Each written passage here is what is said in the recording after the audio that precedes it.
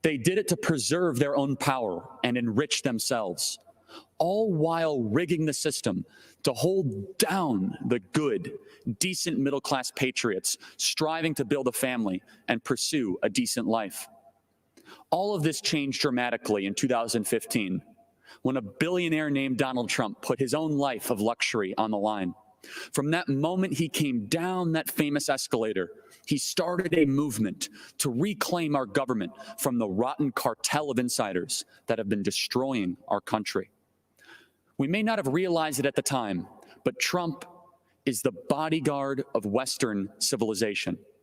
Trump was elected to protect our families from the vengeful mob that seeks to destroy our way of life, our neighborhoods, schools, churches, and values. President Trump was elected to defend the American way of life. The American way of life means you follow the law, you work hard, you honor God, you raise your kids with strong values, and you work to create a civil society. The American way of life means you speak your mind without retribution, without being kicked off social media by a self-righteous censor in Silicon Valley. It means you can freely practice your religion and that church is more essential than a casino. And it means that we judge people on their actions, not on their immutable characteristics. The American way of life is being dismantled by a group of bitter, deceitful, vengeful activists who have never built anything in their lives. They have us locking up pastors while releasing violent criminals from prison. We are kicking doctors off of social media, yet promoting Chinese state-funded propaganda on major tech platforms. This election is the most critical since 1860, when a man named Lincoln was elected to preserve the Union from disintegration. This election is not just the most important of our lifetime, it is the most important since the preservation of the Republic in 1865. By re-electing Trump, we will ensure that our kids are raised to love our country and respect its founding fathers, not taught to hate or be ashamed of them. We will build monuments to heroes, not burn down our cities. We will be a country that rises to higher heights, that dreams big, thinks big, and achieves the impossible. A country that values our remarkable journey, the complexities of our past, but clearly communicates to the next generation that we have to be grateful, not angry that we live in the United States. We will be a country that makes it easier to have many children, live quiet and peaceable lives, and worship your God without a tyrant getting in the way. We will be a country that has its best 100 years ahead. We will build a future where America remains the greatest country ever to exist in the history of the world. All of that is within our grasp if we secure 4 more years for the defender of Western civilization, our champion, my friend, the 45th President of the United States, President Donald J. Trump.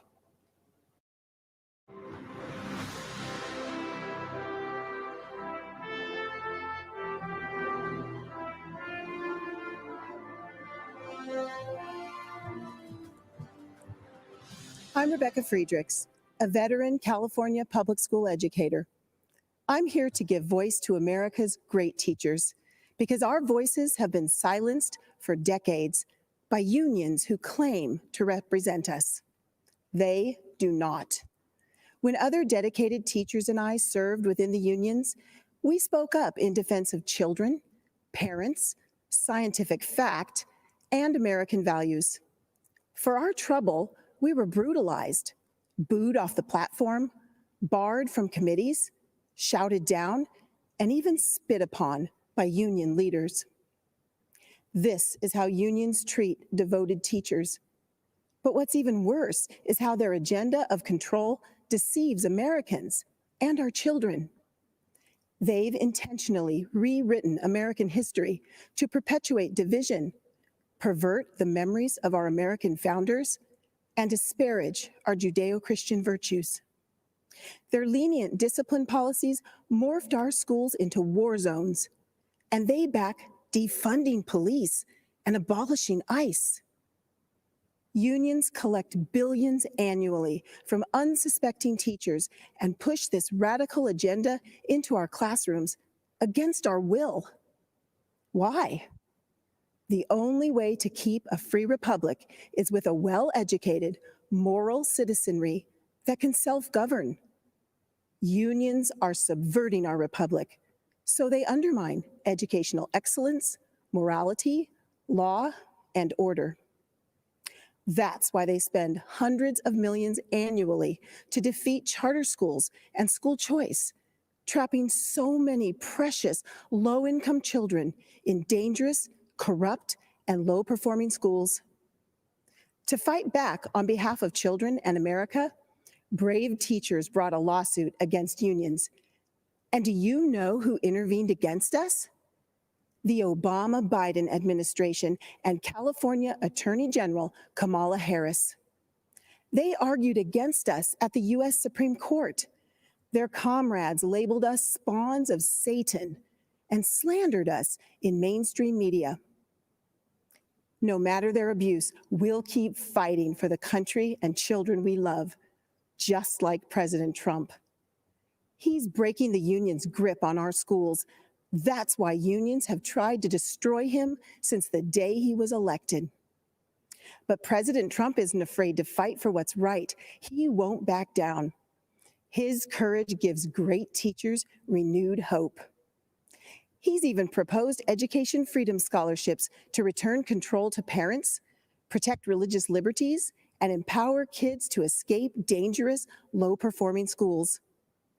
The Republican platform supports educational freedom. The Democrat Party does not. Democrats stand with deceptive teachers' unions who pick on loving teachers and little kids. President Trump stands with America's families, great teachers, and most importantly, our children. So America's great teachers, let's stand with President Trump in protection of the kids and country we love.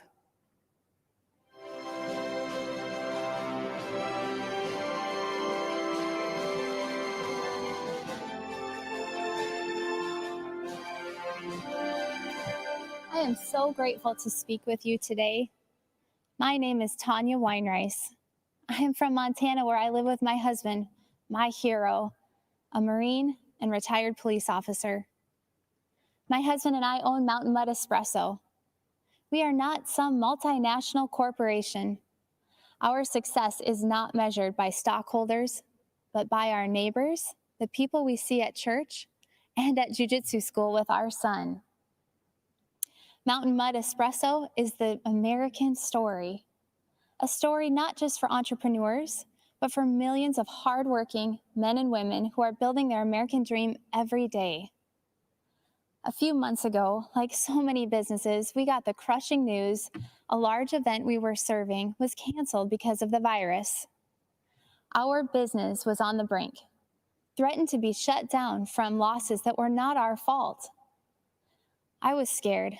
I thought of our 50 employees, the Mountain Mud family, and when I thought of their jobs, I thought of their rent being due, their kids, and I felt personally responsible. I'm not too proud to admit that I fell on my knees and prayed, "Lord, what do I do?" His words rang clear, "Keep on working, it will be okay." I had faith, and let me tell you, you have to have faith when your husband is a Marine and a police officer who was shot at on the job. And when you run a business, a little faith goes a long way. Faith in Jesus and faith in America. But I'm worried we have a generation of Americans who have been told that the American dream doesn't exist. That's a lie. I know because I live that dream. It's why I feel so strongly that we need a president who believes in the American dream like President Donald Trump, now more than ever. I am so thankful that my prayers for help were answered. My company was one of the first to receive a PPP loan, and praise God, it has been a lifesaver. Not only were we able to keep every single employee, but we've been hiring weekly ever since. I feel for local businesses across America who are under assault from shutdowns, from riots, and now facing the terrifying prospect of Joe Biden coming after everything we've built. I am so grateful we have leaders like President Trump standing up for local businesses like mine. Thank you, President Trump. It is exciting to be part of the great American comeback story.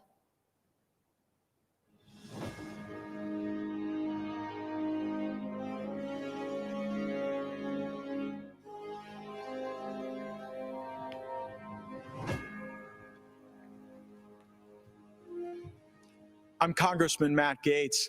I'm speaking to you from an auditorium emptier than Joe Biden's daily schedule.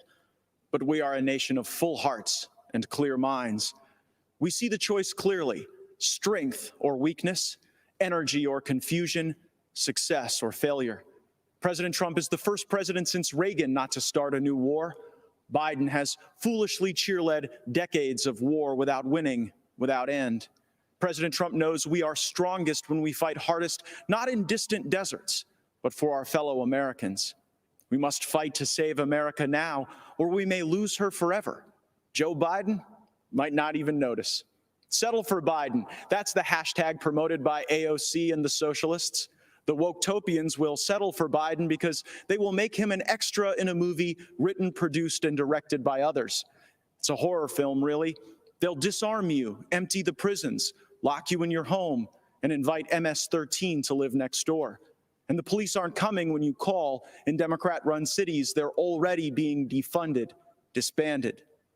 Blaming our best and allowing society's worst, that's the story they write in Hollywood. That's if the lights even stay on in California anymore. A state that cannot keep power running for its own people should not send its junior senator to be vice president. They used to write only in fiction, but nightmares are becoming real. Cops killed, children shot. At the Democrat convention, they say, if you vote against Trump, it will all stop. Appeasement is never a winning strategy. No, we won't settle for violence in our neighborhoods or at our border. We won't settle for decades of bad decisions by basement-dwelling Joe Biden. We settle a continent. We know that the frontier, the horizon, even the stars belong to us. Donald Trump, like all builders, is a visionary. That which is built in the mind is even more powerful than the brick and mortar that holds it together. First comes the mind, then the making. First comes the vision, then the work. Washington, Lincoln, and Jefferson are immortal precisely because of the pull they have on our imagination. You cannot cancel a culture that loves its heroes. The dangerous left need America to be weaker to accomplish their goal of replacing her. We know that to make America great again, we must first make something of ourselves. That is the meaning of true strength. My great-grandfather was a railroad man. As a Florida man, I watch our rockets routinely send the brightest beyond the heavens with our flag and our hope. America is the greatest country that has ever existed. Don't let any celebrity, athlete, or politician tell you otherwise. President Trump sometimes raises his voice and a ruckus. He knows that's what it takes to raise an army of patriots who love America and will protect her. We must win this election if we cherish our country as much as we should, for there is no place to run, no refuge for freedom should we fail.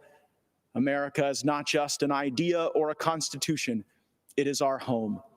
We must protect our home with unbreakable made in America strength, strength I see every day in President Donald Trump.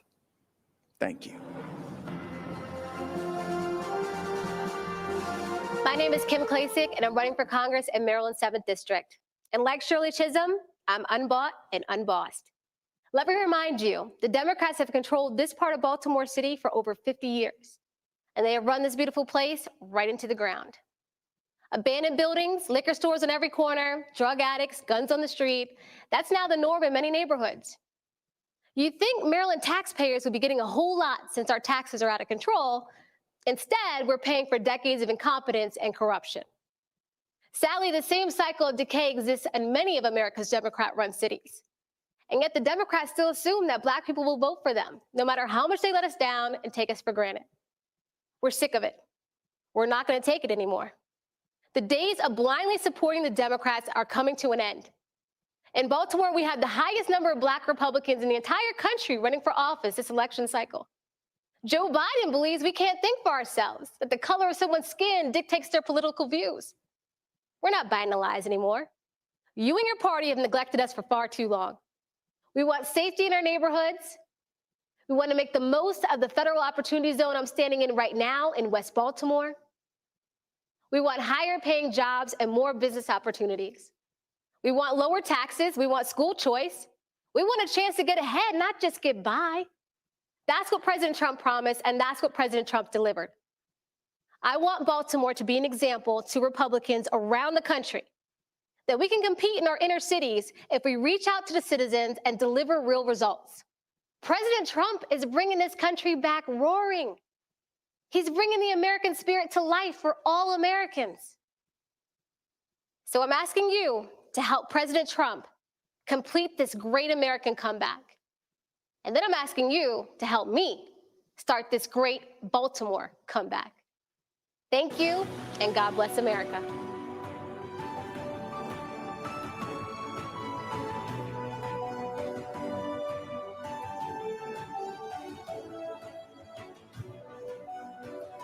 Good evening. I'm Ronna McDaniel, chairwoman of the Republican National Committee.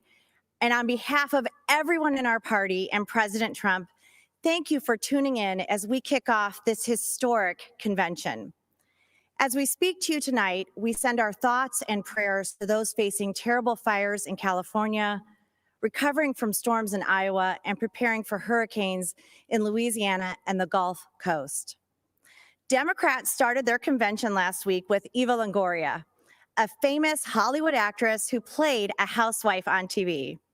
Well, I'm actually a real housewife and a mom from Michigan with two wonderful kids in public school who happens to be the only the second woman in 164 years to run the Republican Party.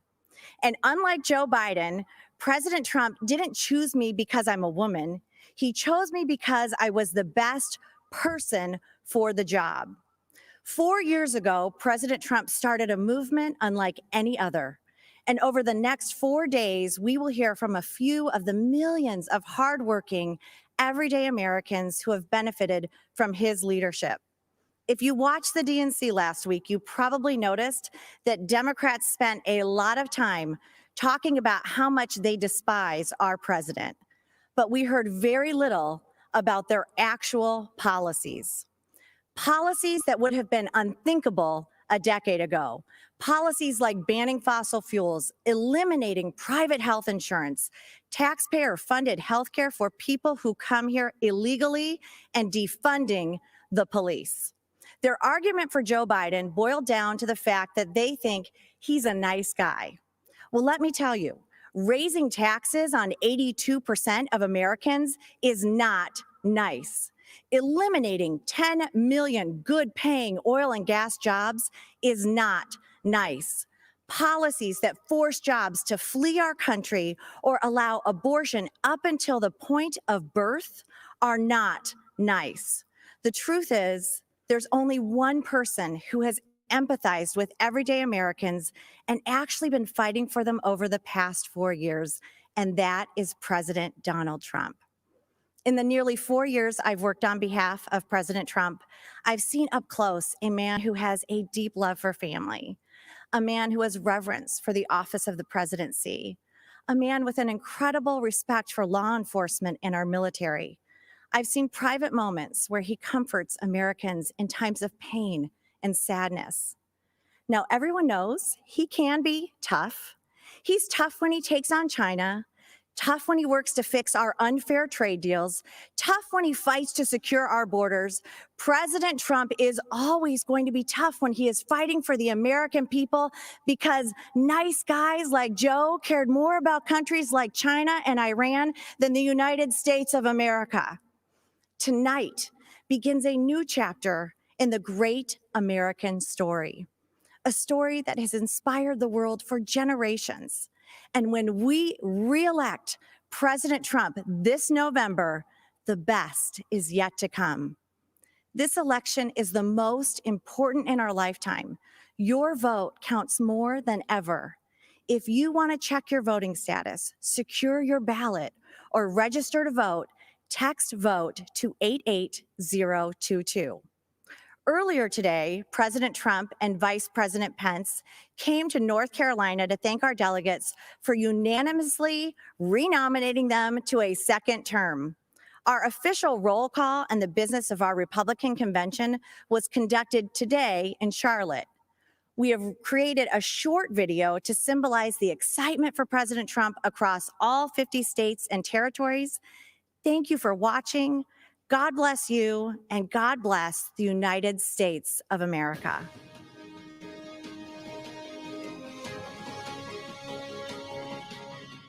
The great state of Alabama, Alaska, Arkansas boy, Arizona, Arkansas, California, Colorado, Connecticut, Delaware, District of Columbia, Florida, Georgia, Guam, Hawaii, Idaho, Illinois, Indiana, Iowa, Kansas, Kentucky, Louisiana, Maine, Maryland, Massachusetts, Michigan, Minnesota, Mississippi, Missouri, Montana, Nebraska, Nevada, New Hampshire, New Jersey, New Mexico, New York, North Carolina, North Dakota, the Northern Mariana Islands, Ohio, Oklahoma, Oregon, Pennsylvania, Puerto Rico, Rhode Island, South Carolina, South Dakota, Tennessee, United States Virgin Islands, Utah, Vermont, Virginia, Washington, West Virginia, Wisconsin, Wyoming. Are excited to nominate Donald J. Trump, and Vice President Mike Pence for 4 more years. Thank you for all you've done to make America great again. It is our privilege, to nominate you for 4 more years. and we know the best is yet to come.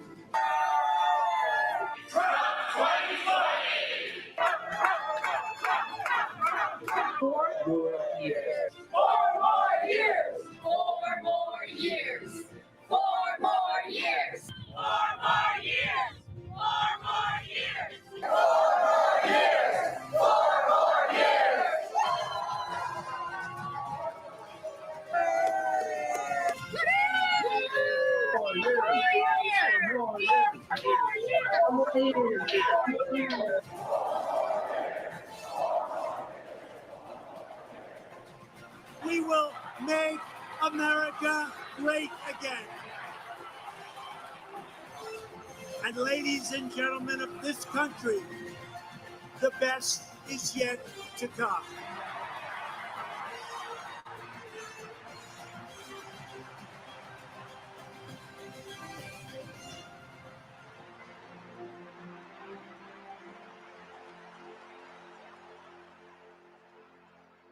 I didn't back down from my promises, and I've kept every single one. This current administration have made hope possible. We want this nation to continue to be the beacon of hope for the world. How many people said they're going to leave America if Donald Trump was elected? They're all still here, and they're not going anywhere because we are in the land of the free. We will never, ever sign bad trade deals. America first again. America first. America's great USMCA trade bill. This is a big win for the United States of America. This is a great trade deal. We are going to lift the restrictions on the production of American energy. We will create millions of more jobs. Hope to me is the belief in a better tomorrow and creating a better future for our children. When I look in the eyes of my grandchildren, I want them to know that their papa was not silent. We will rescue kids from failing schools by helping their parents send them to a safe school of their choice. We will completely rebuild our depleted military. The countries that we are protecting at a massive cost to us will be asked to pay their fair share. We will take care of our great veterans like they have never been taken care of before. This guy saved me. Yeah. He saved me. Thanks to him, I'm here. To me, he's giving people hope, what he's doing for the poor people, what he's doing for everybody. We are going to appoint justices of the United States Supreme Court who will uphold our laws and our Constitution. Why supporting law enforcement is so important for keeping America great. As long as I'm president, I will never defund your police, that I promise you. It's time to deliver a victory for the American people. We are going to start winning again. It's called Promises Made, Promises Kept.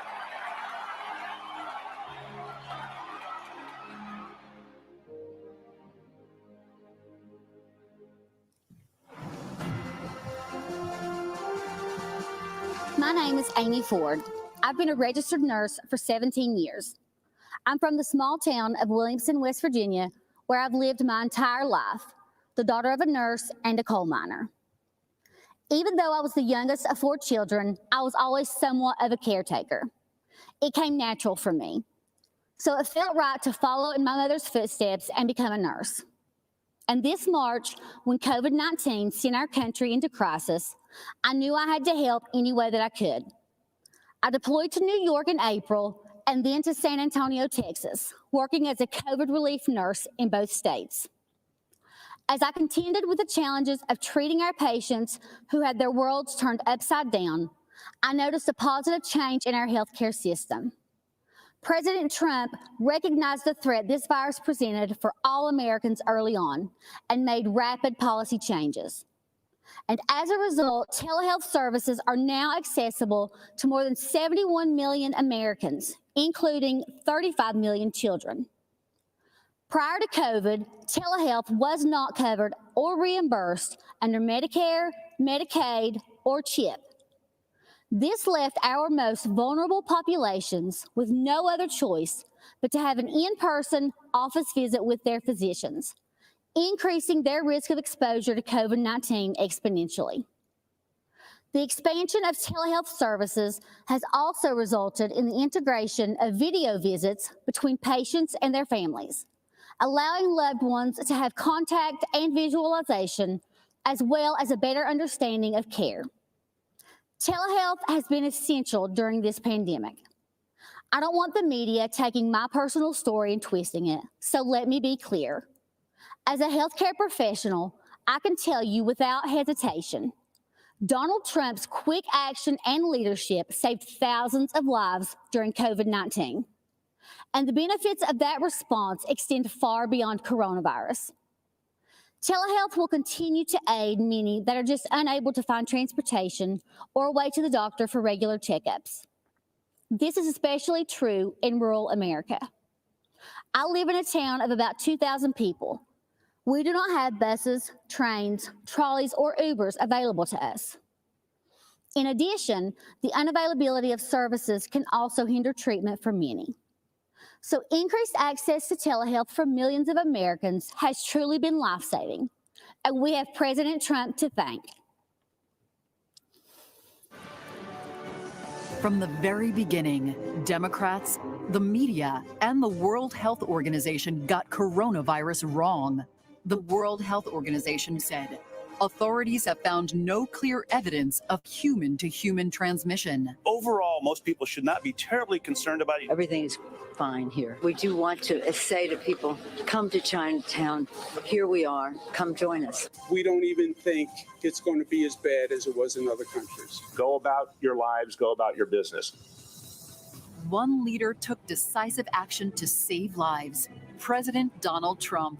Banning travel from China and coronavirus epicenters, Biden charged xenophobia. But President Trump was right, signing the CARES Act, providing immediate relief to American families, workers, and businesses, declaring a national emergency, tapping into $42 billion in existing emergency funding, quickly getting crucial personal protective equipment to the states, signing the Families First Coronavirus Response Act, ensuring that American families and businesses impacted by the virus receive the strong support they need, launching Operation Warp Speed to fast-track a vaccine in record time. He said everything that I could have hoped for. Promise made, promise kept. He is ready, willing, and able to help. He has been responsive. He's done a lot of good things. What the federal government did was a phenomenal accomplishment. In our hour of need, you all literally are helping us in a big way. We were at the edge, and this is life or death stuff, and we're forever thankful for that. Soon, we will emerge safer, stronger, and greater than ever.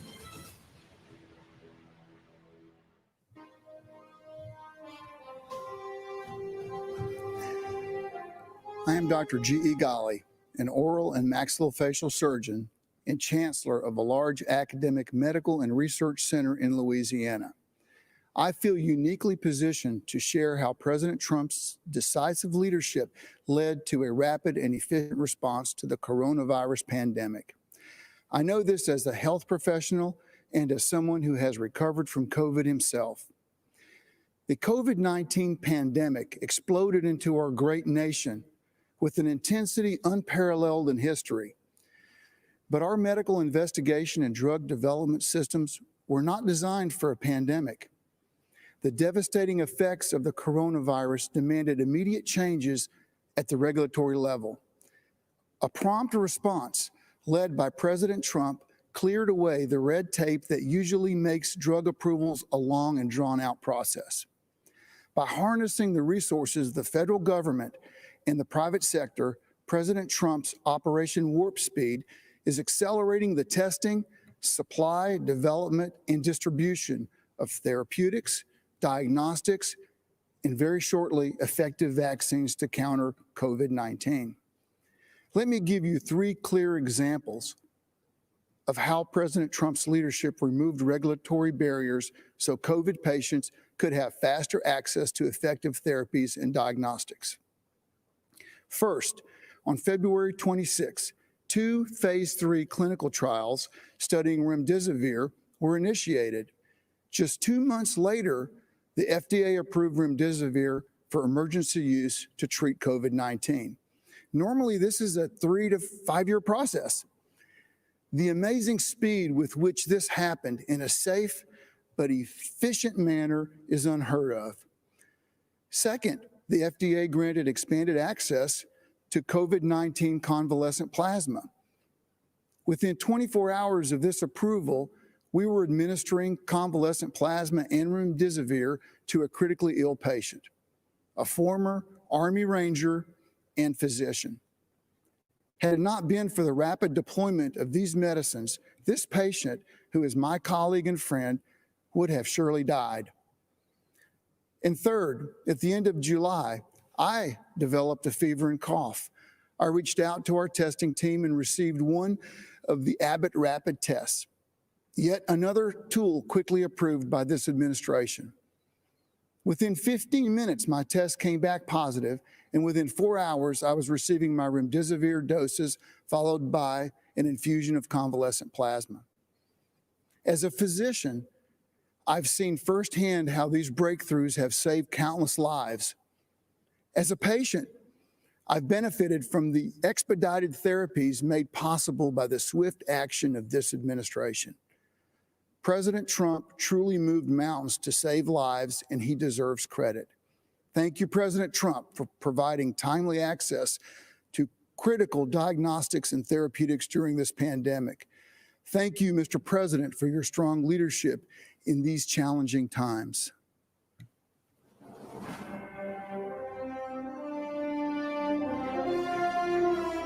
When the China virus invaded our country, we launched the greatest mobilization of American society since World War II. Patriots of every race, color, and creed rallied together to defeat the invisible enemy and save the lives of their fellow citizens. Today, our hearts overflow with appreciation for the incredible frontline workers who risk their own health and safety to keep America strong and safe. When crisis came, millions of everyday Americans rose to the challenge. In their actions, we see true greatness of the American character. We always find a way to victory. History will remember and celebrate the heroes of 2020 for as long as our great American flag waves over the land that we love. To every frontline worker, I offer the salute of a nation that is forever in your debt. Thank you, God bless you, and God bless America.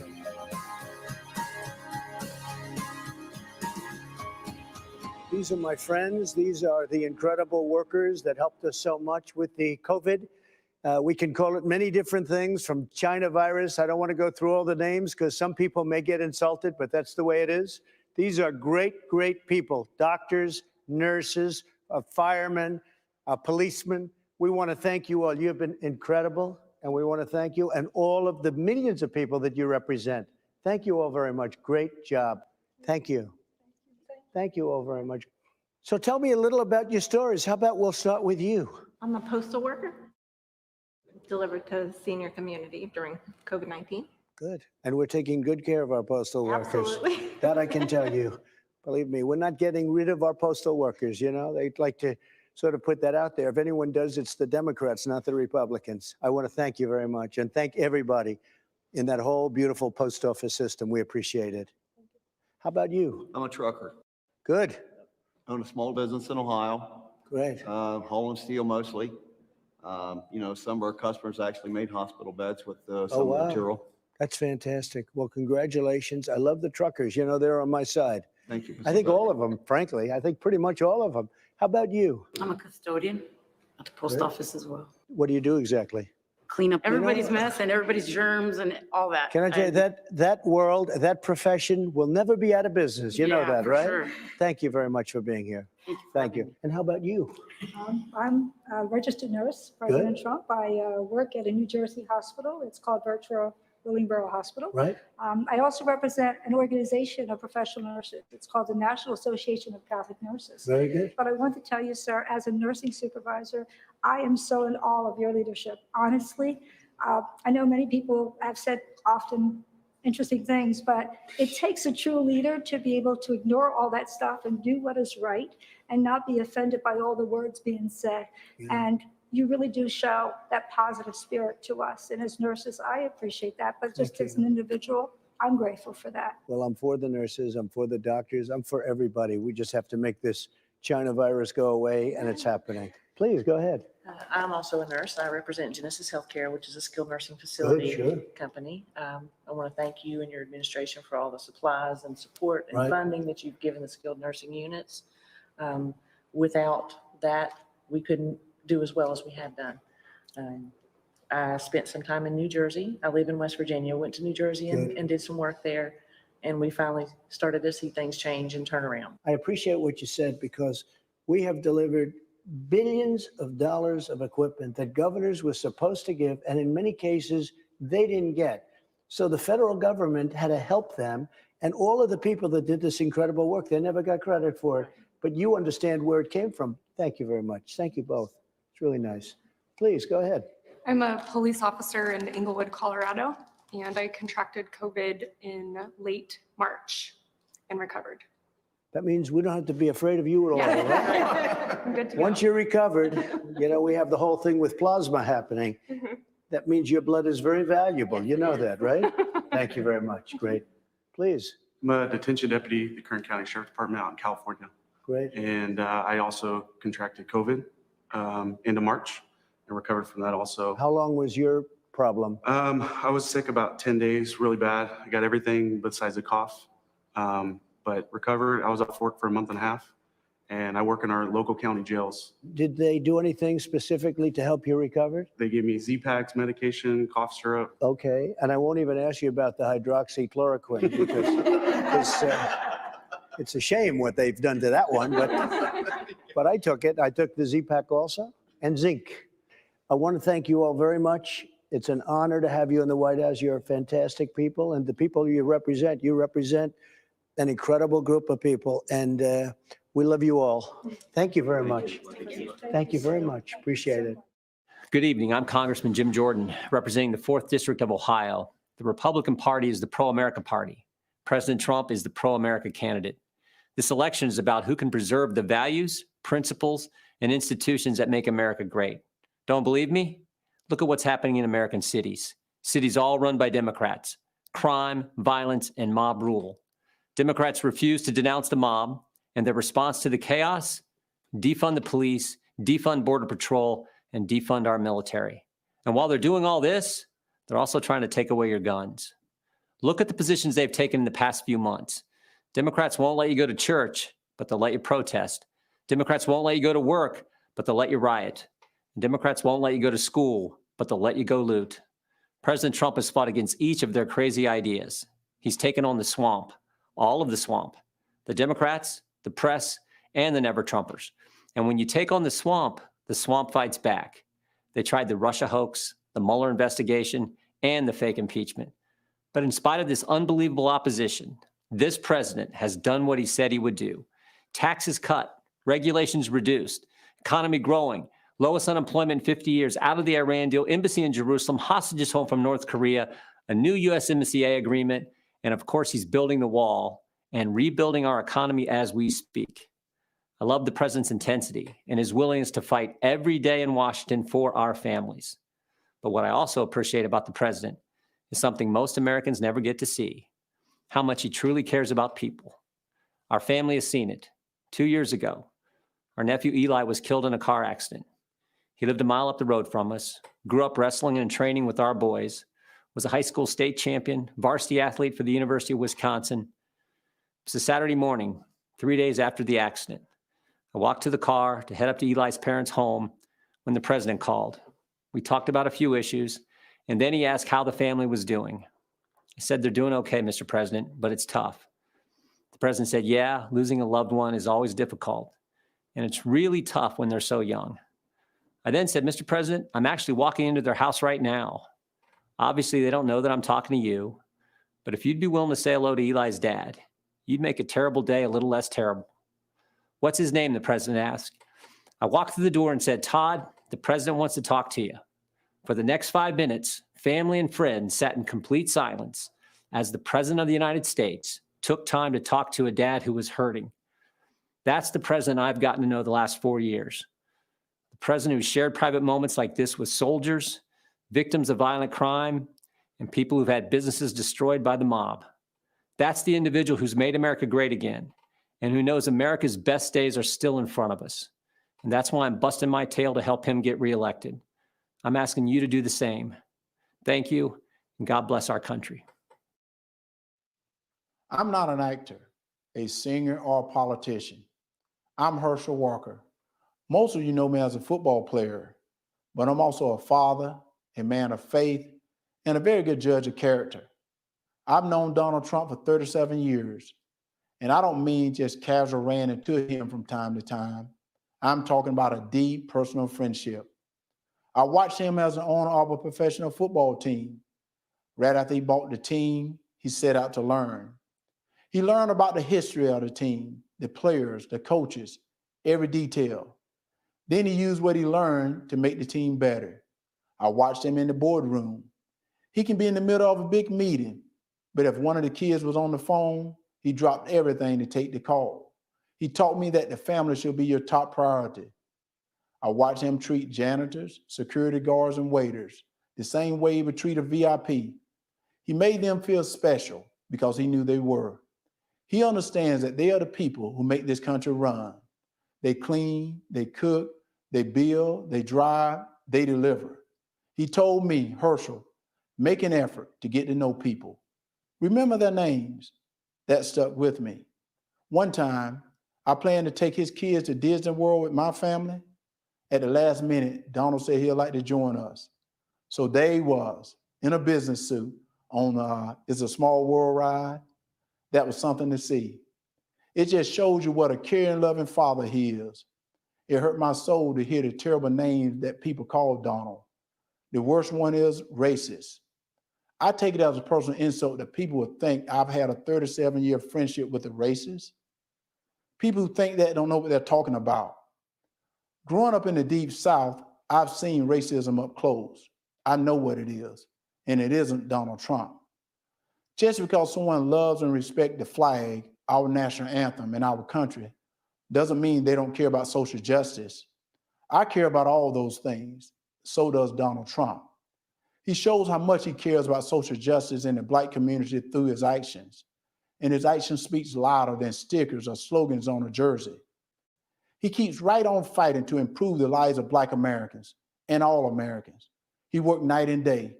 He never stops. He leaves nothing on the field. Some people don't like his style, the way he knocks down obstacles that get in the way of his goals. People on the opposing team didn't like when I ran over them either, but that's how you get the job done. I pray every night that God gives him more time. Give him 4 more years. He has accomplished so much almost all by himself on a constant attack, but there's still more work to be done. If you love America and want to make it better, Donald Trump is your president. He's my president, and I'm blessed to call him friend. Good evening. I'm Natalie Harp, a formerly forgotten American from California. In the classic Jimmy Stewart film, It's a Wonderful Life, George Bailey is given a great gift, the chance to see what the world would be like without him. Tonight, Mr. President, we'd like to give you that same gift, because without you, we'd all be living in Pottersville, sold out to a crooked Mr., or I should say, a crooked Mrs. Potter, with no hope of escape except death itself. I should know, because I wouldn't be alive today if it wasn't for you. About 5 years ago, I was the victim of a notoriously deadly medical error. I survived, but only to be diagnosed with a rare and terminal bone cancer. You know, the Democrats love to talk about healthcare being a human right, but a right to what? Well, I'll tell you. To them, it's a right to marijuana, opioids, and the right to die with dignity, a politically correct way of saying assisted suicide. I was told I was a burden to my family and to my country, and that by choosing to die early, I'd actually be saving the lives of others by preserving resources for them, rather than wasting them for a cause like myself. And when I failed the chemotherapies that were on the market, no one wanted me in their clinical trials. I'd make them look bad. They didn't give me the right to try experimental treatments, Mr. President. You did. And without you, I'd have died waiting for them to be approved. Now with the coronavirus, everyone knows what that feels like to be waiting for a cure.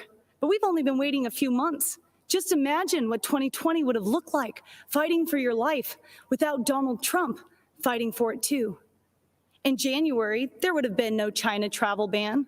Millions would have died.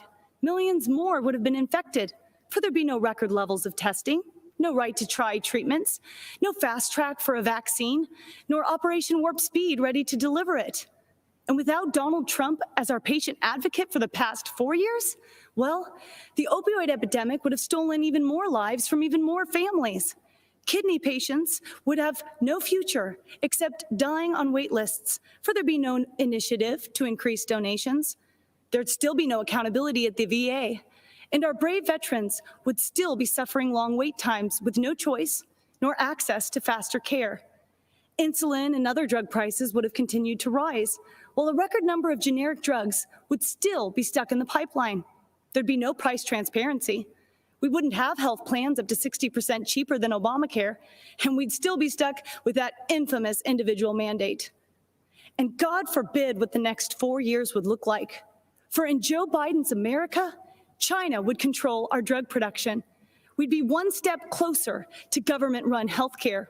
We wouldn't just be unable to keep our doctors, we'd be lucky if we could see any doctor. And even then, some of us would be denied care. For in socialized medicine, you don't beat the odds, you become the odds. And I would lose my right to try, just early guard, that terminally ill British baby whose government-run healthcare system decided it was too expensive and too cruel to keep him alive.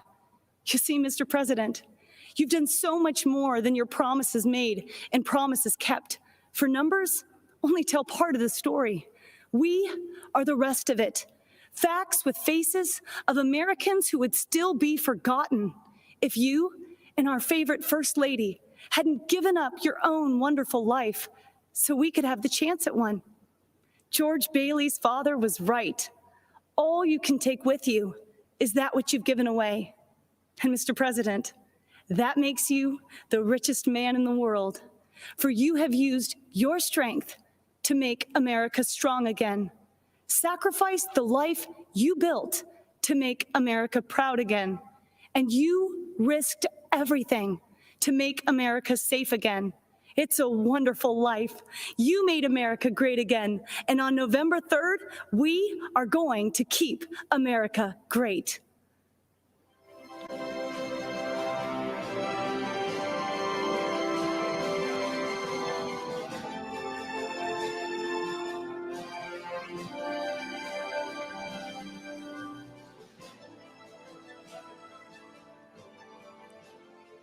Hello, America. My name is Vernon Jones, and I'm a state representative from the great state of Georgia. As you can see, I'm a man of color, and I'm a lifelong Democrat, too. You may be wondering, why is a lifelong Democrat speaking at the Republican National Convention? And that's a fair question, and here's your answer. The Democratic Party does not want Black people to leave their mental plantation. We've been forced to be there for decades and generations. But I have news for Joe Biden. We are free people with free minds. And I'm part of a large and growing segment of the Black community who are independent thinkers, and we believe that Donald Trump is the president that America needs to lead us forward. This is no time for sleeping in the basement. Joe Biden has had 47 years to produce results, but he's been all talk and no action, just like so many of the Democrats who've been making promises to the Black voters for decades. We've been their captive audience. When President Trump sought to earn the Black vote, the Democratic Party leaders went crazy. Nancy Pelosi and Chuck Schumer literally started wearing kente cloths around the U.S. Capitol, as if pandering were enough to keep us satisfied. Let me tell you why I'm supporting our president. I grew up in the South, in Laurel Hill, North Carolina, Scotland County, the Green Pond community to be exact. My parents, Robin and Rufus Jones, built with their own hands a 4-room cinder block home with no indoor plumbing. They had very limited education, but they instilled in us a strong work ethic that drove me from those tobacco fields of North Carolina to those hallowed halls of the Georgia General Assembly. My parents taught me if I believed in God, worked hard, and treated every person fairly, there was no limit to what we could achieve. I attended North Carolina Central University, an historical Black college. For generations, HBCUs have been the incubators that develop Black scholars in math and science and religion, engineering, and politics. They have been important springboards for the Black success. But Democrats haven't treated them that way. When President Trump took office, he changed everything. He delivered historic funding to HBCUs, and he guaranteed it for 10 years, something that's never happened in the history of this country. That gave our HBCUs stability, the chance to grow, and produce the next generation of Black leaders. That's right, Donald Trump did that. He's also supported school choice to ensure that no child, no matter their race or zip code, is left behind. Every child should have access to a quality education. But education is just the beginning. The president also built the most inclusive economy ever, with record low unemployment for African Americans and record high participation in the workforce. He put opportunity zones in the Trump tax bill that would drive investment into our communities for decades to come. He put the interests of American workers, and especially Black workers, first. That's right, Donald Trump did that. He delivered historic criminal justice reform. He ended once and for all the policy of incarceration of Black people, which has decimated our communities, caused by no other than Joe Biden. Democrats wouldn't do it, Obama didn't want to do it, and Joe Biden and Kamala Harris definitely wouldn't do it. But Donald Trump did it. He's also working every day to make our communities safer. As a former executive of DeKalb County, Georgia, I directed one of the largest public safety departments in the Southeast. I've seen tragic shootings on both sides, officers killing citizens and citizens killing officers in the line of duty. Police officers are our fellow citizens. They live in our country. They have families too. They live in our communities. Unfortunately, Democrats have turned their backs on our brave police officers. They call it defunding, and it's a danger to our cities, our neighborhoods, and our children. Isn't it ironic that Democrat politicians have personal security to protect them?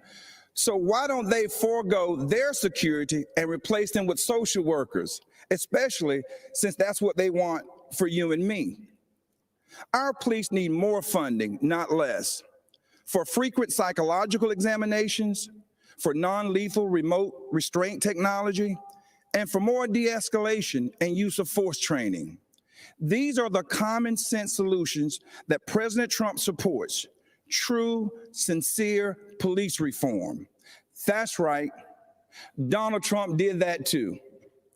Education, jobs, safety, security, on issue after issue. And in just a single term, he destroyed these negative forces that have victimized the Black community for decades. He gave us the opportunity to rise. Now, you know, when I made the public announcement of my support for President Trump, all hell broke loose. I was threatened, called an embarrassment, and asked to resign by my own party. Unfortunately, that's consistent with the Democratic Party and how they view independent thinking Black men and women. But I'm here to tell you that Black voices are becoming more woke and louder than ever. The Democratic Party has become infected with a pandemic of intolerance, bigotry, socialism, anti-law enforcement bias, and a dangerous tolerance for people who attack others, destroy their property, and terrorize our own communities. That's what this election is all about. And that's why right now, more than ever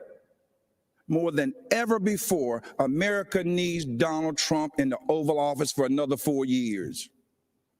God bless you, and vote Donald J. Trump. Thank you.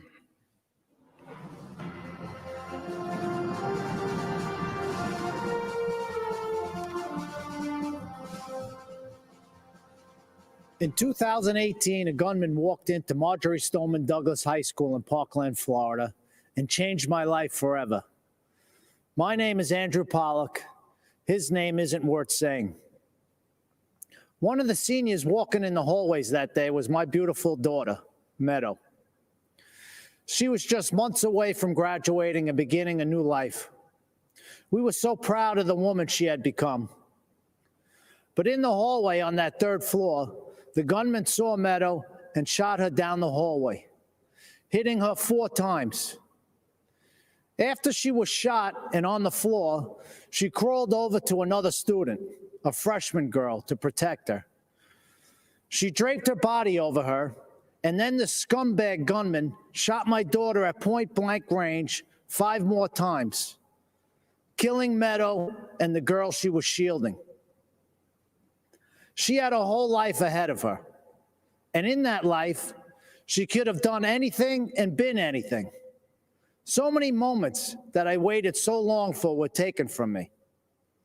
I didn't get to drop her off at college. I didn't get to walk her down the aisle. But every moment was taken from her, and for what? I never wanted this to become a political spectacle, but it did. I never wanted to meet the president like this, but I did. I was invited to the White House. The truth is, I had just buried my daughter that week. I really wasn't interested in public events like a tour or a photo op. I was interested in answers and solutions. So if the president wanted to meet me personally, I said I'd go. They said, of course, that was his plan. At the White House, my family and I sat with the president in the Oval Office and told him about Meadow. I told him what we knew. I told him that his administration needed to take a closer look at what went wrong and why. And I got to see who President Trump really is. He's a good man and a great listener, and he cuts through the BS. Then the president did what he said he would do. He took action. He formed a school safety commission that issued dozens of recommendations to make schools safer. But I'll bet you never heard about that.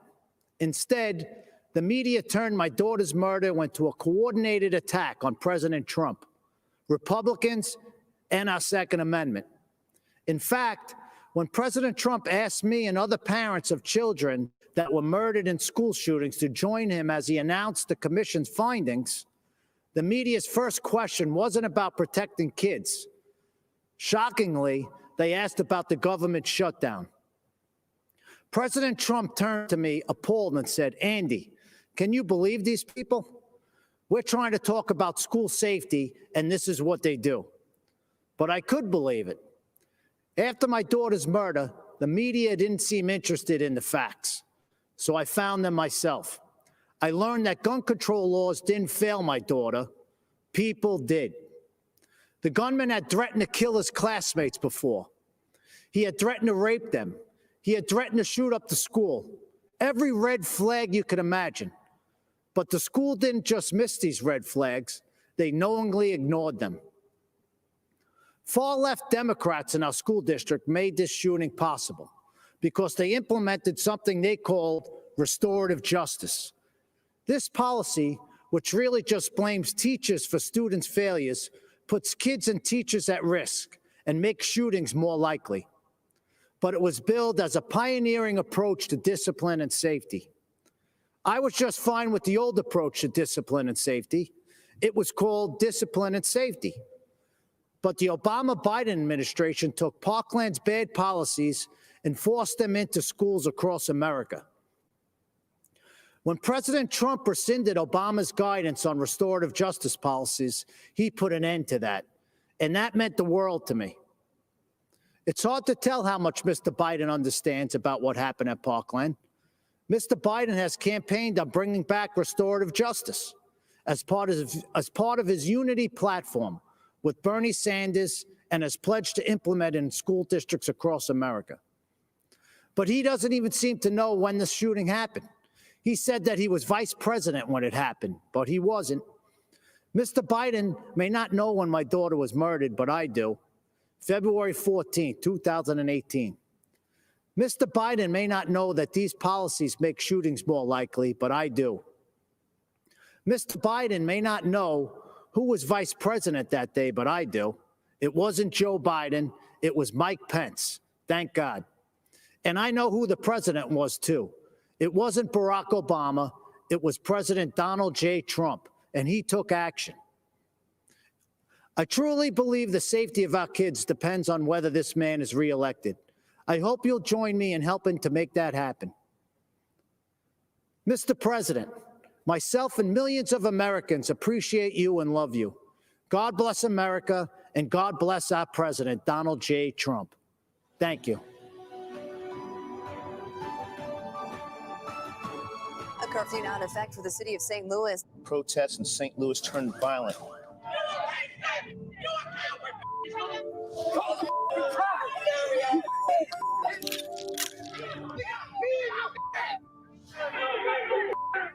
Mark McCloskey says he and his family have been threatened with violence.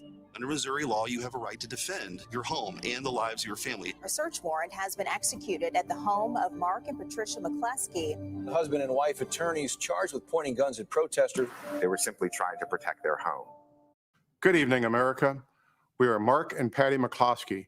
We're speaking to you tonight from St. Louis, Missouri, where just weeks ago you may have seen us defending our home as a mob of protesters descended on our neighborhood.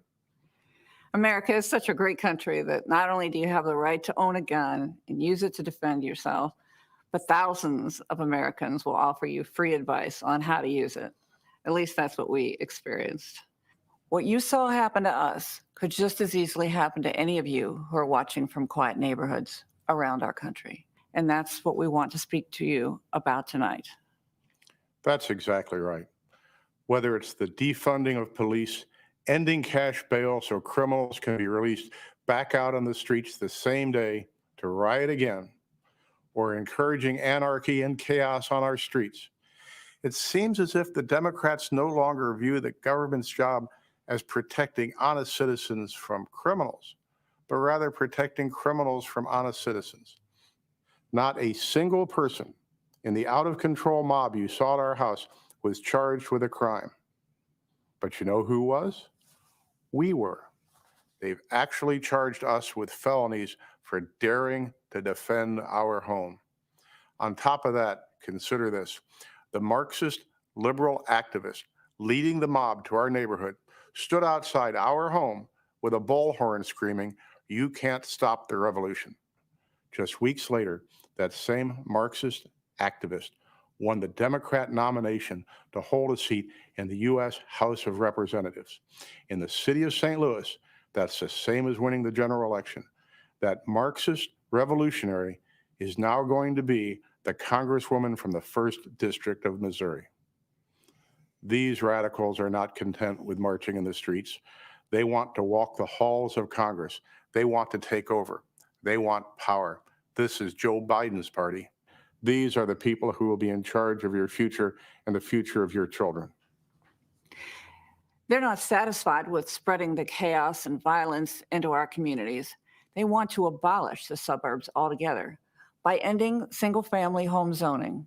This forced rezoning would bring crime, lawlessness, and low-quality apartments into now thriving suburban neighborhoods.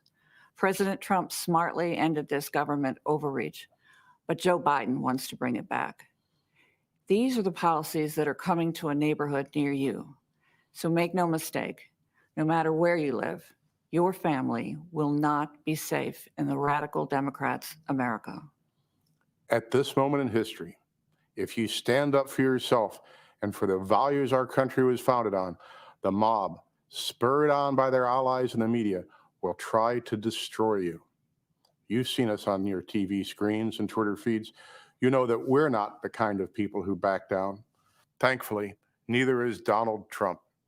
President Trump will defend the God-given right of every American to protect their homes and their families.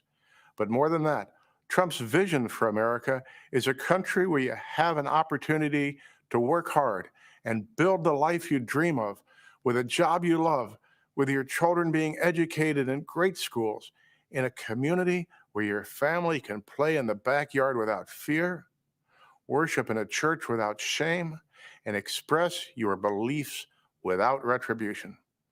Trump brought us the greatest economy our country had ever seen. The Democrats have brought us nothing but destruction. When we don't have basic safety and security in our communities, we'll never be free to build a brighter future for ourselves, for our children, or for our country. That's what's at stake in this election, and that's why we must re-elect Donald Trump. God bless you. God bless the president. And God bless the United States.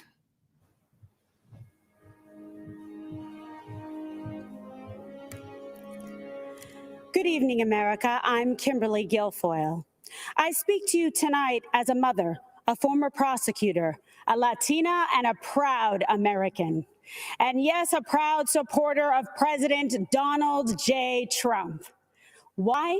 Because he is the president who delivers for America.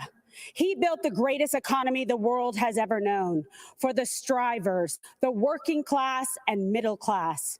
As commander-in-chief, he always puts America first. President Trump is the law and order president. Now, presidential leadership is not guaranteed. It is a choice. Biden, Harris, and the rest of the socialists will fundamentally change this nation. They want open borders, closed schools, dangerous amnesty, and will selfishly send your jobs back to China while they get rich. They will defund, dismantle, and destroy America's law enforcement. When you are in trouble and need police, don't count on the Democrats. As a first-generation American, I know how dangerous their socialist agenda is. My mother, Mercedes, was a special education teacher from Aguadilla, Puerto Rico. My father, also an immigrant, came to this nation in pursuit of the American dream. Now I consider it my duty to fight to protect that dream. Rioters must not be allowed to destroy our cities. Human sex drug traffickers should not be allowed to cross our border. The same socialist policies which destroyed places like Cuba and Venezuela must not take root in our cities and our schools. If you want to see the socialist Biden-Harris future for our country, just take a look at California. It is a place of immense wealth, immeasurable innovation, and immaculate environment. And the Democrats turned it into a land of discarded heroin needles in parks, riots in streets, and blackouts in homes. In President Trump's America, we light things up. We don't dim them down. We build things up. We don't burn them down. We kneel in prayer, and we stand for our flag. This election is a battle for the soul of America. Your choice is clear. Do you support the cancel culture, the cosmopolitan elites of Nancy Pelosi, Chuck Schumer, and Joe Biden, who blame America first? Do you think America is to blame? Or do you believe in American greatness? Believe in yourself, in President Trump, in individual and personal responsibility. They want to destroy this country and everything that we have fought for and hold dear. They want to steal your liberty, your freedom. They want to control what you see and think and believe so that they can control how you live. They want to enslave you to the weak, dependent, liberal, victim ideology to the point that you will not recognize this country or yourself. From the beginning, when President Trump spoke about making America great again, he was speaking about that shining city on a hill and restoring the beacon of light that once shined so bright. His promise was to put America first, and he has. When President Trump cut middle-class taxes, putting tens of thousands of dollars back in the pockets of working-class Americans, that beacon began to flicker once again. When President Trump commanded the defeat of ISIS, took out al-Baghdadi and Soleimani, and paved the way for peace in the Middle East, that beacon started to glow. When he negotiated historic trade deals with Canada, Mexico, Japan, and China, bringing back thousands of manufacturing jobs to America, that beacon shined bright once again for the world to see. America, it's all on the line. President Trump believes in you. He emancipates and lifts you up to live your American dream. You are capable. You are qualified, you are powerful, and you have the ability to choose your life and determine your destiny. Don't let the Democrats take you for granted. Don't let them step on you. Don't let them destroy your families, your lives, and your future. Don't let them kill future generations because they told you and brainwashed you and fed you lies that you weren't good enough. Like my parents, you can achieve your American dream. You can be that shining example to the world. Manifest and be the change in this country that you dream, that you hope, that you believe in. Stand for an American president who is fearless, who believes in you, and who loves this country and will fight for her. President Trump is the leader who will rebuild the promise of America and ensure that every citizen can realize their American dream. Ladies and gentlemen, leaders and fighters for freedom and liberty and the American dream, the best is yet to come.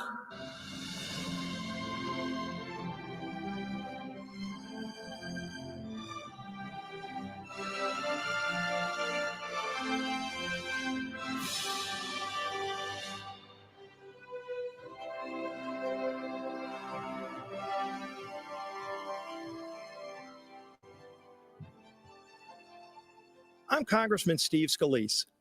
We're facing some tough challenges in America. This isn't the first time we've been here. I've worked closely with Donald Trump over the last few years, and if there's one constant theme to how he approaches problems, it's how much he cares about the hardworking people that Washington left behind. I've seen this firsthand. After I was shot on a baseball field by a leftist gunman, first responders rushed me to a hospital where I battled for my life. That same night, Donald Trump came to the hospital along with First Lady Melania Trump. They consoled my wife, Jennifer. They were there for my family in my darkest hours. Donald Trump would call to check on me throughout the following weeks, just to see how I was doing. That's the kind of person he is. That's the side of Donald Trump that the media will never show you. Look, there's a lot at stake. This is an election between a party that wants to burn down the foundations of our country to the ground and a party that wants to rebuild and protect our great nation. The left wants to defund the police. This is personal to me. I wouldn't be here without the bravery and heroism of the men and women in law enforcement who saved my life. President Trump stands with those brave men and women. Joe Biden has embraced the left's insane mission to defund them. There won't be an America to leave to our children and grandchildren without those brave law enforcement officers and first responders. Joe Biden's made a career in Washington for 47 years, promising things he's never delivered. In just 3 short years, President Trump has delivered huge wins for American families. While Joe Biden made hollow promises when he chaired the Senate Judiciary Committee, Donald Trump took action and delivered criminal justice reform. Joe Biden claims to care about the working man, but millions of good manufacturing jobs were shipped overseas during the Obama-Biden years to countries like China. Donald Trump brought those jobs back. I've seen how deeply President Trump cares about rebuilding our evaporating middle class. President Trump pledged to give the forgotten men and women of America a real shot at the American dream. And again, he delivered. The lowest unemployment rate in over 50 years, women creating small businesses at record pace, wages rising, the fastest, by the way, for lowest income levels. What can Joe Biden say to that? What has Joe Biden done in his 47 years in Washington that can compare to that? President Trump has delivered for the hardworking people of this great nation. It's going to take that kind of bold leadership to get us out of this COVID crisis. After President Trump saved lives by shutting down flights from China and Europe, he's now focusing the full weight of the government on a revolutionary plan to cure this virus by cutting red tape and empowering scientists to create a vaccine. This is visionary leadership in action at a time when we can't afford another 47 years of hollow promises. America's been through tough times before. Who better to lead us out of these times than the president who already built the strongest economy our country has ever seen? Donald Trump did it before. Donald Trump will deliver for us again. God bless you, and God bless these United States of America.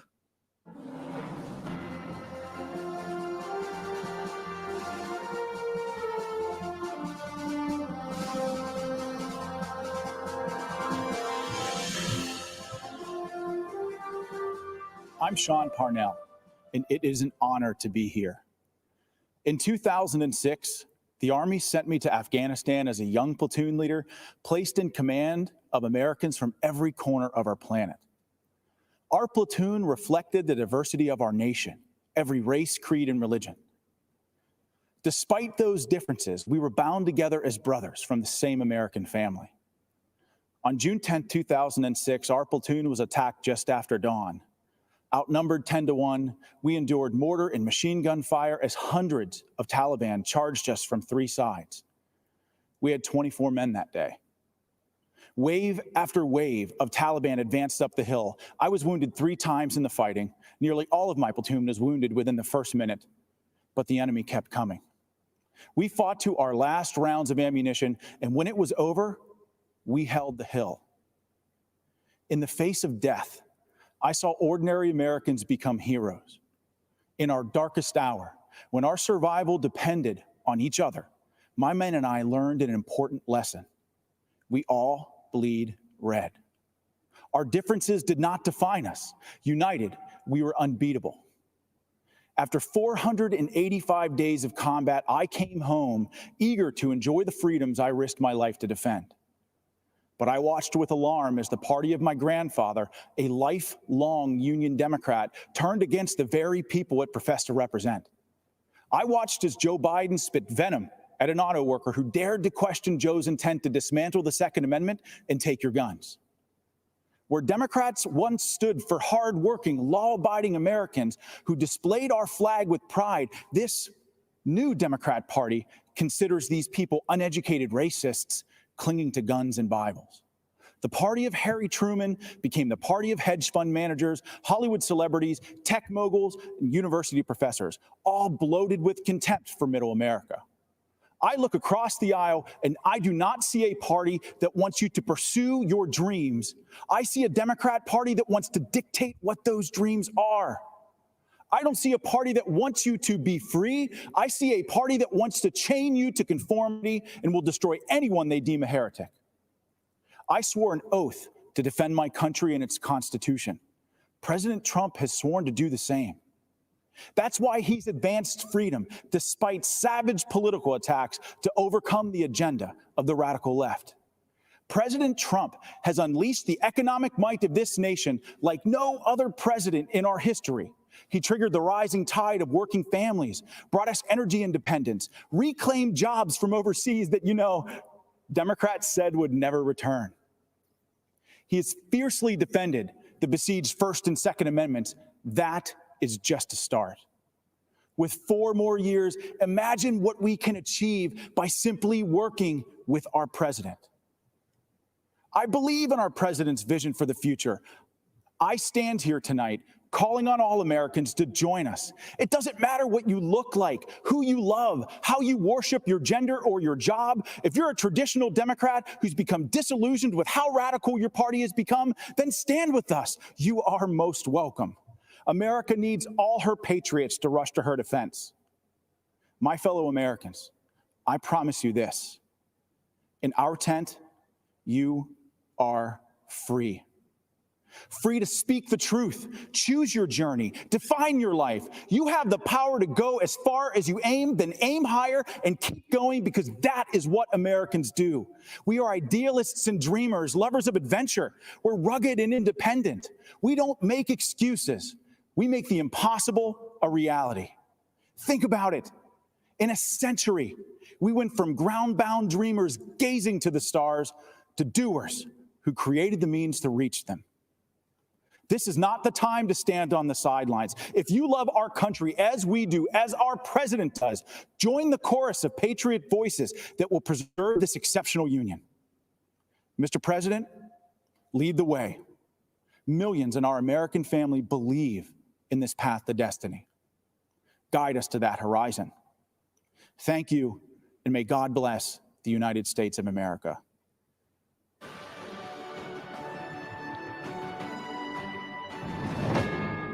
We come together to imagine a future determined by the shining light of our hopes and values and faith. A country where we are judged by our character with dignity and respect for all. The belief that all are created equal, that lives matter irrespective of race, creed, or color. Committed to excelling beyond our dreams. 4 years ago, we faced an historic crossroad. Career politicians promising change every election, but delivering emptiness. We chose a different path. A man who is not a politician. A man who cares. A man who works tirelessly for you. Still, politicians spun their deceptions and obstructed progress, fanning the flames of lawlessness. We all know that it is easy to criticize. It takes a true leader to solve problems. COVID-19, while others criticize without solutions. President Trump's swift action saved lives. And as leading Democrats want to keep businesses closed down, our president is leading the way for a full economic recovery.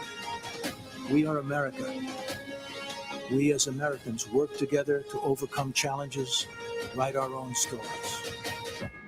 America, land of promise, land of opportunity, land of heroes, land of greatness.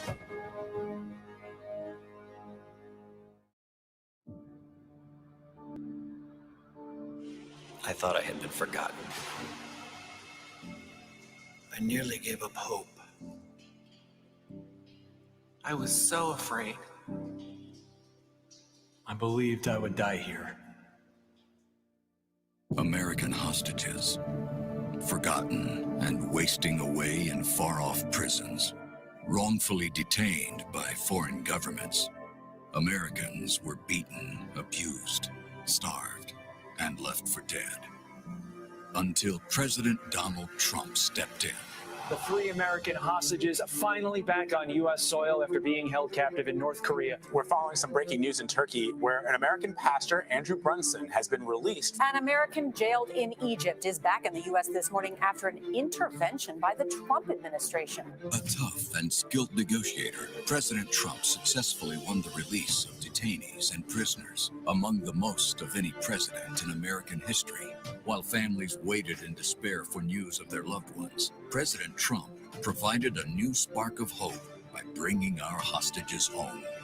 We have Danny Birch back home where he should be. He was in Yemen in a very horrible situation. Yesterday, the United States government secured the release of Caitlin Coleman, Joshua Boyle, and their 3 children. Today, we are bringing home another American citizen. We just had news that Turkey released a prisoner that we were trying to get to the United States. Under this administration, America has not and will not turn its back on our people. President Trump will bring them home.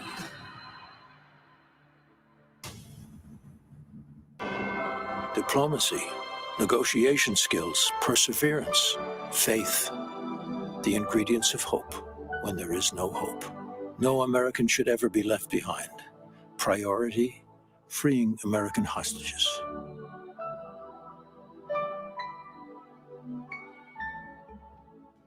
We have 6 incredible people who were held hostage by various countries, and I'm very pleased to let everybody know that we brought back over 50 hostages from 22 different countries. We worked very hard on it, Ambassador O'Brien and others, and I will tell you, we're very proud of the job we did. But I'd like to ask maybe Pastor Brunson to say a few words so we can go through and just give us a little history of what happened and how is life treating you? I was held in Turkey for 2 years, and you took unprecedented steps, actually, to secure my release, and your administration really fought for me. And I think if you hadn't done that, I may still be in Turkey.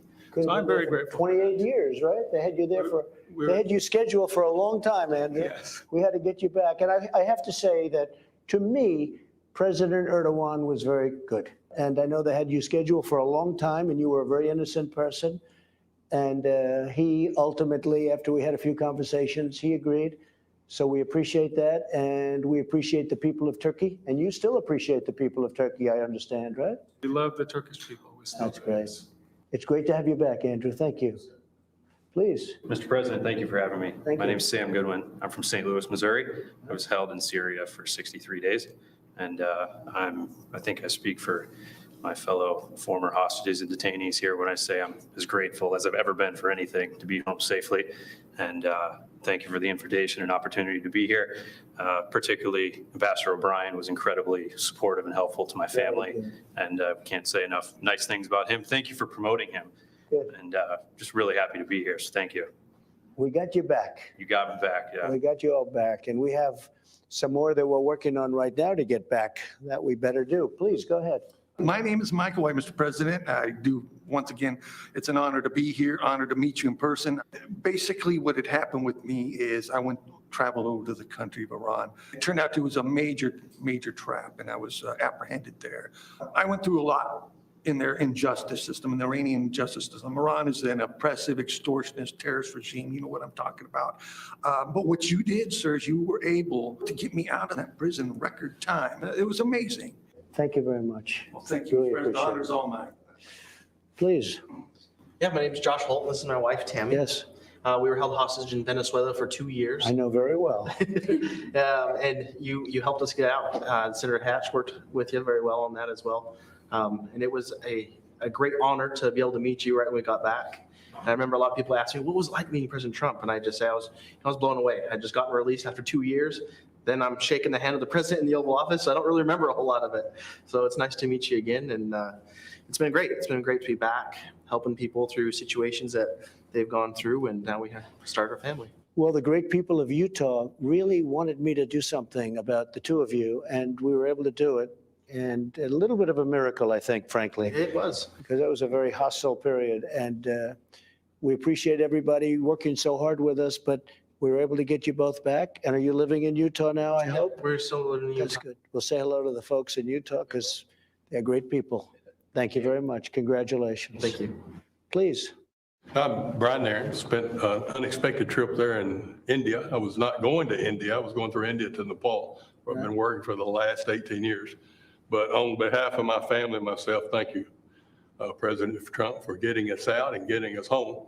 The darkest moment of our whole time together, your letter to my wife came, and it really gave her the hope and the peace. And that's great. From that time forward, as more people got involved, especially the ambassador there in India, things became more peaceful, and the hope was there for the last 4 months that we really would get to come home, because they had planned on keeping me for 3 to 5 years. The original charge thing was 3 to 5 years, right, and that was cleared. And then they came up with new charges to do a 7-year term. Well, India responded very well to my request. Good. So we appreciate that. And I appreciate everything y'all did. Thank you all for being with us. We have a few more people we want to get back, and we will get them back, and they'll be back very soon. Thank you very much. Appreciate it. Great stories.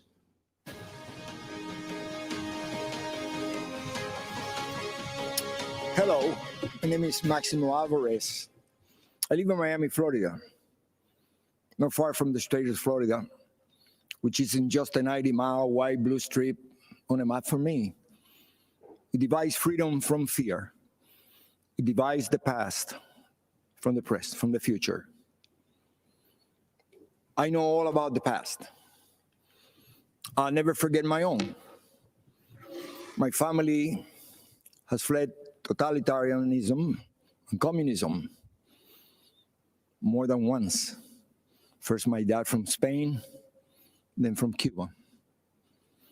But my family's done running away. By the grace of God, I live the American dream, the greatest blessing I ever had. My dad, who only had a 6th grade education, told me, don't lose this place. You'll never be as lucky as me. I'm speaking to you today because my family is done abandoning what we rightfully earned. There's no place to hide. I'm speaking to you today because President Trump may not always be politically correct. He's in fact a successful businessman, not your average career politician.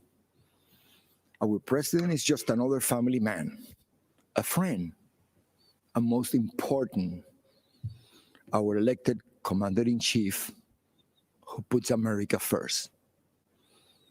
Keep in mind, the other guy running for president is mostly concerned about power. Yes, power for them, but not for the benefit of all Americans. I'm speaking to you today because I have seen people like this before. I've seen movements like this before. I've seen ideas like this before. And I am here to tell you, we cannot let them take over our country. I heard the promises of Fidel Castro, and I can never forget all those who grew up around me, who look like me, who suffered and starved and died because they believed those empty promises. They swallow the communist poison pill. If you have a chance, go to the Freedom Tower in Miami, stop and listen. You can still hear the sounds of those broken promises. It is the sound of waves in the ocean carrying families clinging to pieces of wood. Families with children who can't swim, but willing to risk everything to reach this blessed land. It is the sound of tears hitting the paper of an application to become an American citizen. Most heard and liked the promises, but soon after, they experienced the reality. Look at them, listen to them, learn the truth. Those false promises: spread the wealth, free education, free health care, defund the police, trust the socialist state more than your family and your community. They don't sound radical to my ears. They sound familiar. And Fidel Castro was asked if he was a communist. He said he was a Roman Catholic. He knew he had to hide the truth. But the country I was born in is gone, totally destroyed. When I watch the news in Seattle, Chicago, Portland, and other cities, when I see the history being rewritten, when I hear the promises, I've heard echoes of the former life I never wanted to hear again. I see shadows I thought I had outrun. My parents only wanted one person to decide my fate: me. Not some party member, not some government official, not some bureaucrat. In America, I would decide my own future. I am so grateful to America, the place where I was able to build my American dream through hard work and determination. President Trump knows that the American story was written by people just like you and I, who love our country and take risks to build a future for our families and neighbors. I may be a Cuban-born, but I am 100% American. This is the greatest country in the world. And I said this before: if I gave away everything that I have today, it would not equal 1% of what I was given when I came to this great country of ours. The gift of freedom. Right now, it is up to us to decide our fate and to choose freedom over oppression. President Trump, he's fighting the forces of anarchy and communism. And I know he will continue to do just that. And what about his opponent and the rest of the DC swamp? I have no doubt they will hand the country over to those dangerous forces. You and I will decide. And here's what I've decided. My decision is very easy. I choose President Trump because I choose America. I choose freedom. I still hear my dad.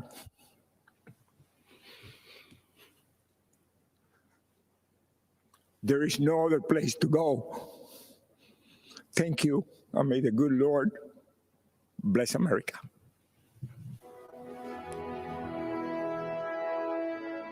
The Democrats are just going more and more left. Many positive about socialism, liking it more than capitalism. Many of the ideas we fought for that were considered radical are now mainstream. The compromise that they came up with, if implemented, will make Biden the most progressive president since FDR. The radical left has taken over the Democratic Party. And Joe Biden is marching in lockstep with them. Biden and the far left are promising to crush middle-class families with trillions in new taxes. If you elect me, your taxes are going to be raised, not cut. Promising amnesty and health care for 11 million illegal immigrants. Citizenship for 11 million undocumented folks. Promising to shut down energy exploration, killing jobs, and hurting America's economy. I guarantee you, we're going to end fossil fuel. In Joe Biden's America, the radical left get whatever they want, and you get to pay for it. They've already taken over Joe Biden and the Democratic Party. Don't let them take over America.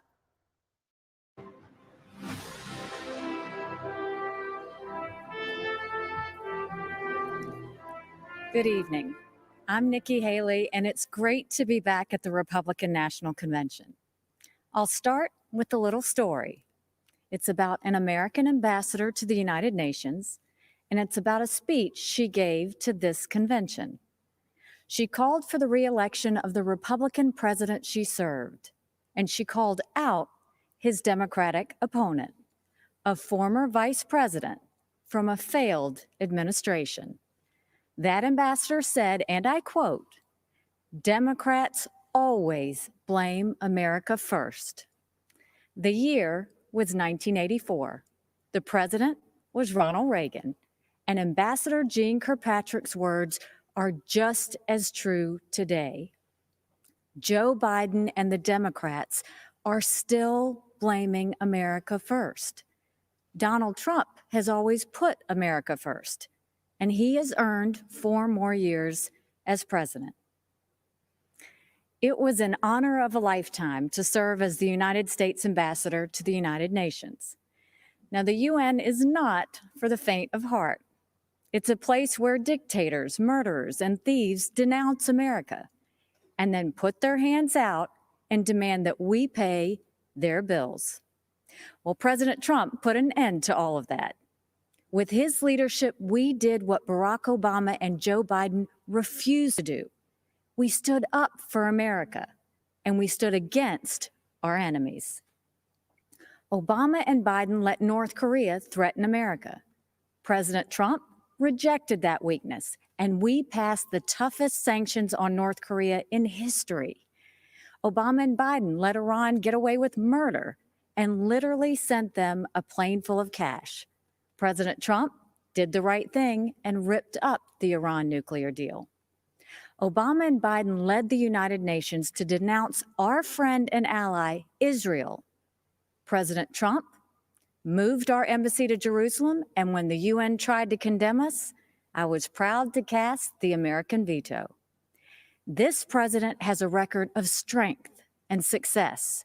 The former vice president has a record of weakness and failure. Joe Biden is good for Iran and ISIS, great for communist China, and he's a godsend to everyone who wants America to apologize, abstain, and abandon our values. Donald Trump takes a different approach. He's tough on China, and he took on ISIS and won, and he tells the world what it needs to hear. At home, the president is the clear choice on jobs and the economy. He's moved America forward, while Joe Biden has held America back. When Joe was VP, I was governor of the great state of South Carolina. We had a pretty good run. Manufacturers of all kinds flocked to our state from overseas, creating tens of thousands of American jobs. People were referring to South Carolina as the beast of the Southeast, which I loved. Everything we did happened in spite of Joe Biden and his old boss. We cut taxes, they raised them. We slashed red tape, they piled on more mandates. And when we brought in good-paying jobs, Biden and Obama sued us. I fought back, and they gave up. A Biden-Harris administration would be much, much worse. Last time, Joe's boss was Obama. This time, it would be Pelosi, Sanders, and the squad. Their vision for America is socialism, and we know that socialism has failed everywhere. They want to tell Americans how to live and what to think. They want a government takeover of healthcare. They want to ban fracking and kill millions of jobs. They want massive tax hikes on working families. Joe Biden and the socialist left would be a disaster for our economy. But President Trump is leading a new era of opportunity. Before Communist China gave us the coronavirus, we were breaking economic records left and right. The pandemic has set us back, but not for long. President Trump brought our economy back before, and he will bring it back again. There's one more important area where our president is right. He knows that political correctness and cancel culture are dangerous and just plain wrong. In much of the Democratic Party, it's now fashionable to say that America is racist. That is a lie. America is not a racist country. This is personal for me. I am the proud daughter of Indian immigrants. They came to America and settled in a small southern town. My father wore a turban. My mother wore a sari. I was a brown girl in a black and white world. We faced discrimination and hardship, but my parents never gave in to grievance and hate. My mom built a successful business. My dad taught 30 years at a historically black college, and the people of South Carolina chose me as their first minority and first female governor. America is a story that's a work in progress. Now is the time to build on that progress and make America even freer, fairer, and better for everyone. That's why it's so tragic to see so much of the Democratic Party turning a blind eye towards riots and rage. The American people know we can do better. And of course, we value and respect every Black life. The Black cops who've been shot in the line of duty, they matter. The Black small business owners who've watched their life's work go up in flames, they matter. The Black kids who've been gunned down on the playground, their lives matter too. And their lives are being ruined and stolen by the violence on our streets. It doesn't have to be like this. It wasn't like this in South Carolina 5 years ago. Our state came face to face with evil. A white supremacist walked into Mother Emanuel Church during Bible study. 12 African Americans pulled up a chair and prayed with him for an hour. Then he began to shoot. After that horrific tragedy, we didn't turn against each other. We came together, Black and white, Democrat and Republican. Together, we made the hard choices needed to heal and removed a divisive symbol peacefully and respectfully. What happened then should give us hope now. America isn't perfect, but the principles we hold dear are perfect. There's one thing I've learned. It's that even on our worst day, we are blessed to live in America. It's time to keep that blessing alive for the next generation. This president and this party are committed to that noble task. We seek a nation that rises together, not falls apart in anarchy and anger. We know that the only way to overcome America's challenges is to embrace America's strengths. We are striving to reach a brighter future where every child goes to a world-class school chosen by their parents, where every family lives in a safe community with good jobs, where every entrepreneur has the freedom to achieve and inspire, where every believer can worship without fear and every life is protected, where every girl and boy, every woman and man of every race and religion has the best shot at the best life. In this election, we must choose the only candidate who has and who will continue delivering on that vision. President Trump and Vice President Pence have my support, and America has our promise. We will build on the progress of our past and unlock the promise of our future. That future starts when the American people re-elect President Donald Trump. Thank you, good night, and may God always bless America.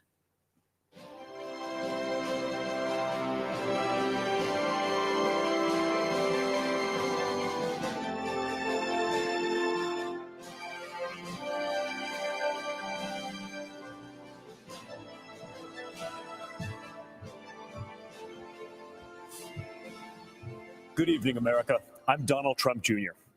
We're here tonight to talk about the great American story, to talk about this country we all love, this land of promise and opportunity, of heroes and greatness. Just a few short months ago, we were seeing the American dream become a reality for more of our citizens than ever before.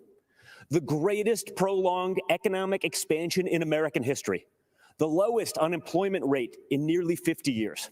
The lowest unemployment rates ever for Black Americans, Hispanic Americans, women, and pretty much every other demographic group. And then, courtesy of the Chinese Communist Party, the virus struck. The president quickly took action and shut down travel from China. Joe Biden and his Democrat allies called my father a racist and a xenophobe for doing it. They put political correctness ahead of the safety and security of the American people. Fortunately, as the virus began to spread, the president acted quickly and ensured ventilators got to hospitals that needed them most. He delivered PPE to our brave frontline workers, and he rallied the mighty American private sector to tackle this new challenge. There's more work to do, but there is a light at the end of the tunnel. Job gains are outpacing what the so-called experts expected. But Biden's radical left-wing policies would stop our economic recovery cold. He's already talking about shutting the country down again. It's madness. Democrats claim to be for workers, but they've spent the entire pandemic trying to sneak a tax break for millionaires in Democrat states into the COVID relief bill. Then they attacked my father for suspending the payroll tax for middle-class workers. In fact, if you think about it, Joe Biden's entire economic platform seems designed to crush the working man and woman. He supported the worst trade deals in the history of the planet. He voted for the NAFTA nightmare. Down the tubes went our auto industry. He pushed for TPP. Goodbye, manufacturing jobs. Beijing Biden is so weak on China that the intelligence community recently assessed that the Chinese Communist Party favors Biden. They know he'll weaken us both economically and on a world stage. Biden also wants to bring in more illegal immigrants to take jobs from American citizens. His open border policies would drive wages down for Americans at a time when low-income workers were getting real wage increases for the first time in modern history. He's pledged to repeal the Trump tax cuts, which were the biggest in our country. After 8 years of Obama and Biden's slow growth, Trump's policies have been like rocket fuel to the economy and especially to the middle class. Biden has promised to take that money back out of your pocket and keep it in the swamp. That makes sense, though, considering Joe Biden is basically the Loch Ness Monster of the swamp. For the past half century, he's been lurking around in there. He sticks his head up every now and then to run for president. Then he disappears and doesn't do much in between. So if you're looking for hope, look to the man who did what the failed Obama-Biden administration never could do and built the greatest economy our country has ever seen. And President Trump will do it again. We will be stronger than ever because when we put our mind to it, there is no obstacle that America can't surmount. Except there's a difference this time. In the past, both parties believed in the goodness of America. We agreed on where we wanted to go. We just disagreed on how to get there. This time, the other party is attacking the very principles on which our nation was founded. Freedom of thought, freedom of speech, freedom of religion, the rule of law. Thomas Jefferson famously said, "I have sworn upon the altar of God eternal hostility against every form of tyranny over the mind of man." Our founders believed there was nothing more important than protecting our God-given right to think for ourselves. Now, the left, they're trying to cancel all of those founders. They don't seem to understand this important principle. In order to improve in the future, we must learn from our past, not erase it. So we're not going to tear down monuments and forget the people who built our great nation. Instead, we will learn from our past so we don't repeat any mistakes. And we will work tirelessly to improve the lives of all Americans. Joe Biden and the radical left are now coming for our freedom of speech. They want to bully us into submission. If they get their way, it will no longer be the silent majority.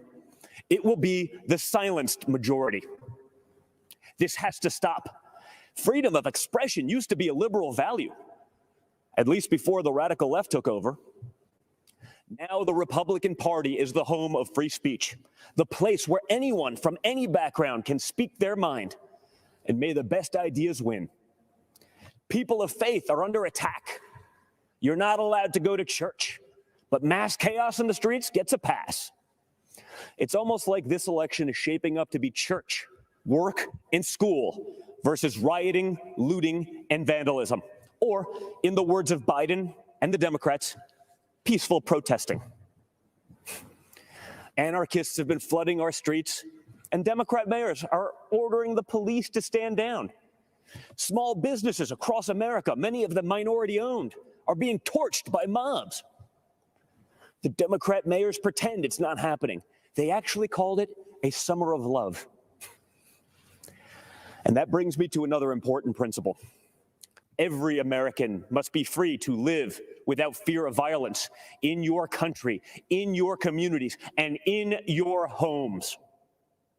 All men and women are created equal and must be treated equally under the law. That's why we must put an end to racism, and we must ensure that any police officer who abuses their powers is held accountable. What happened to George Floyd is a disgrace, and if you know a police officer, you know they agree with that too. But we cannot lose sight of the fact that our police are American heroes. They deserve our deepest appreciation.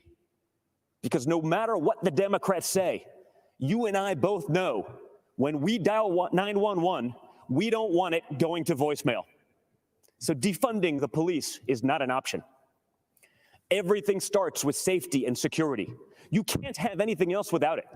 You can't focus on building a better future for your children without the peace of mind that they can study safely in their classrooms, play safely in their neighborhoods, and sleep safely in their beds. But safety is only the beginning. Trump's America is a land of opportunity, a place of promise. I was fortunate enough to grow up in a family that could afford the best schools and the finest universities. But a great education cannot be the exclusive right of the rich and powerful. It must be accessible to all. And that's why my dad is pro-school choice. That's why he's called education access the civil rights issue, not just of our time, but of all time. It is unacceptable that too many African American and Hispanic American children are stuck in bad schools just because of their zip code. Donald Trump will not stand for it. If Democrats really wanted to help minorities and underserved communities, instead of bowing to big money union bosses, they'd let parents choose what school is best for their kids. They'd limit immigration to protect American workers. They'd support the police who protect our neighborhoods. They'd learn how to negotiate trade deals that prioritize America's interests for a change. They'd end the endless wars and quit sending our young people to solve problems in foreign lands. They'd cut taxes for families and workers. They'd create opportunity zones that drive investment into inner cities. In other words, if Democrats cared for the forgotten men and women of our country, they'd do exactly what President Trump is doing. America is the greatest country on earth, but my father's entire worldview revolves around the idea that we can always do even better. Imagine the life you want to have, one with a great job, a beautiful home, a perfect family. You can have it. Imagine the country you want to live in, one with true equal opportunity, where hard work pays off and justice is served with compassion and without partiality. You can have it. Imagine a world where the evils of communism and radical Islamic terrorism are not given a chance to spread, where heroes are celebrated and the good guys win. You can have it. That is the life. That is the country. That is the world that Donald Trump and the Republican Party are after. And yes, you can have it. Because unlike Joe Biden and the radical left Democrats, our party is open to everyone. It starts by rejecting radicals who want to drag us into the dark and embracing the man who represents a bright and beautiful future for all. It starts by re-electing Donald J. Trump, President of the United States. Thank you, and God bless America.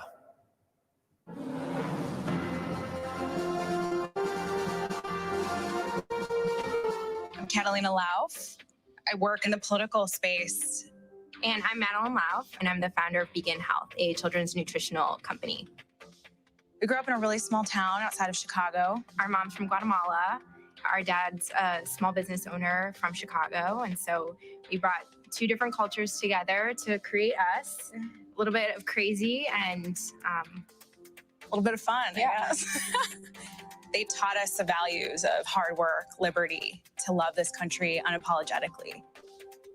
Our dad is a beekeeper and just had so many different things out in the countryside, and it was just such a sweet We quaint. grew up selling honey at farmers markets. So my line was, have you ever been stung by a bee?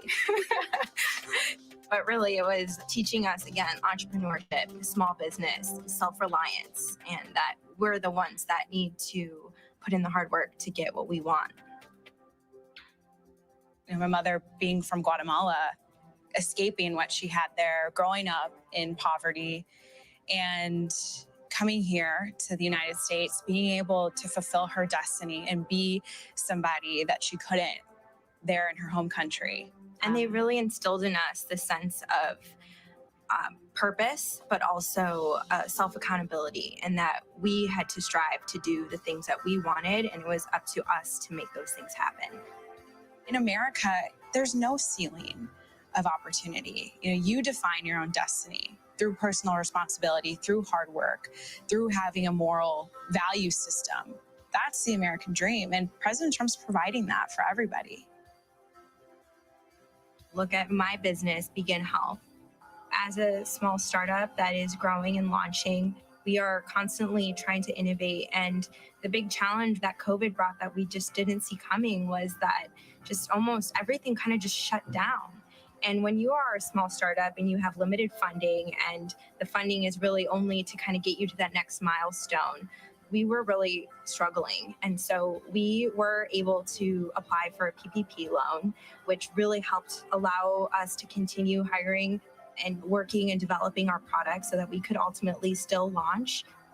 It's now more than ever so important to have a president and an administration that understands that small business is the backbone of our economy.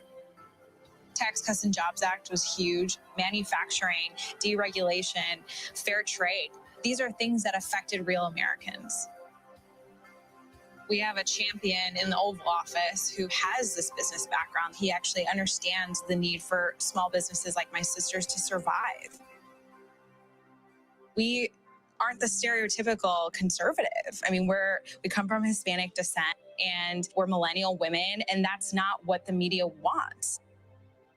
And so somebody like AOC, Alexandria Ocasio-Cortez, this far left, these women come out with these very, very destructive political ideologies that are trying to infiltrate millennials and the next generation. I've decided to step up and say, well, we need a counter voice to these women. There has been an assault on capitalism, just generally. And I think it's very scary to imagine a Biden world where the progressive wing ideas are starting to take front and center stage. You know, that will really choke the American economy. There will be over-regulation, over-taxation. It's very hard to innovate through those two things. And ultimately, what's really sad is the thought of, you know, making all of us dependent on the government. And we are not going to allow that. I've seen a lot of moderates, a lot of people now changing over because of everything that's been happening. This is a taste of Biden's America. I mean, the rioting, the crime, freedom is at stake now. And this is going to be the most important election of our lifetime. We want to preserve the America that our mother came here for. Having a thriving economy, that is keeping America great. And President Trump has delivered on that promise. He's truly fighting for the American people. We're the greatest country in the world, period. On our worst day, we're still the greatest country in the world. And in order to preserve that, it's by putting America first, having a thriving economy, having happiness.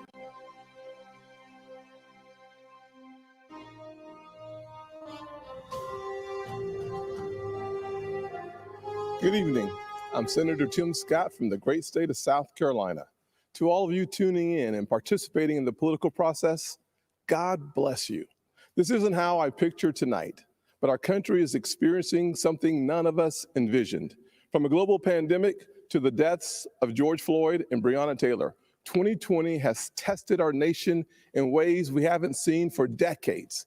But regardless of the challenges presented to us, every 4 years, Americans come together to vote, to share stories of what makes our nation strong and the lessons we have learned that can strengthen it for further generations. Because while this election is between Donald Trump and Joe Biden, it is not solely about Donald Trump and Joe Biden. It's about the promise of America. It's about you and me, our challenges and heartbreaks, hopes and dreams. It's about how we respond when tackling critical issues like police reform, when Democrats called our work a token effort and walked out of the room during negotiations because they wanted the issue more than they wanted a solution. Do we want a society that breeds success or a culture that cancels everything it even slightly disagrees with? I know where I stand because you see, I am living my mother's American dream. My parents divorced when I was 7 years old, and we moved in with my grandparents into a 2-bedroom home with me, my mom, and my brother sharing a room and one bed. My mom worked 16 hours a day to keep food on the table and a roof over our heads. She knew that if we could find the opportunity, bigger things would come. I thought I had to use football to succeed in life, and my focus on academics faded away. My freshman year, I failed out. I failed 4 subjects: Spanish, English, world geography, and even civics. Trust me though, after 7 years in the Senate, I know I'm not the only one in Congress who failed civics. But even while I was failing the 9th grade, my mother always said to me, "Timmy, if you would just shoot for the moon, even if you miss, you'll be among the stars." She never lost faith in me, even when I lost faith in myself. Because of her encouragement, I went to summer school and caught up. The next year, I met my mentor, John Moniz, a Chick-fil-A operator. John saw something in me that I could not see in myself and started teaching me valuable life lessons. Like having a job would be a good thing, but creating jobs would be even better. That having an income could change my lifestyle, but creating a profit could change my community. He planted the seeds of what would become Opportunity Zones. This initiative that the president and I worked together on is now bringing more than $75 billion of private sector investment into distressed communities.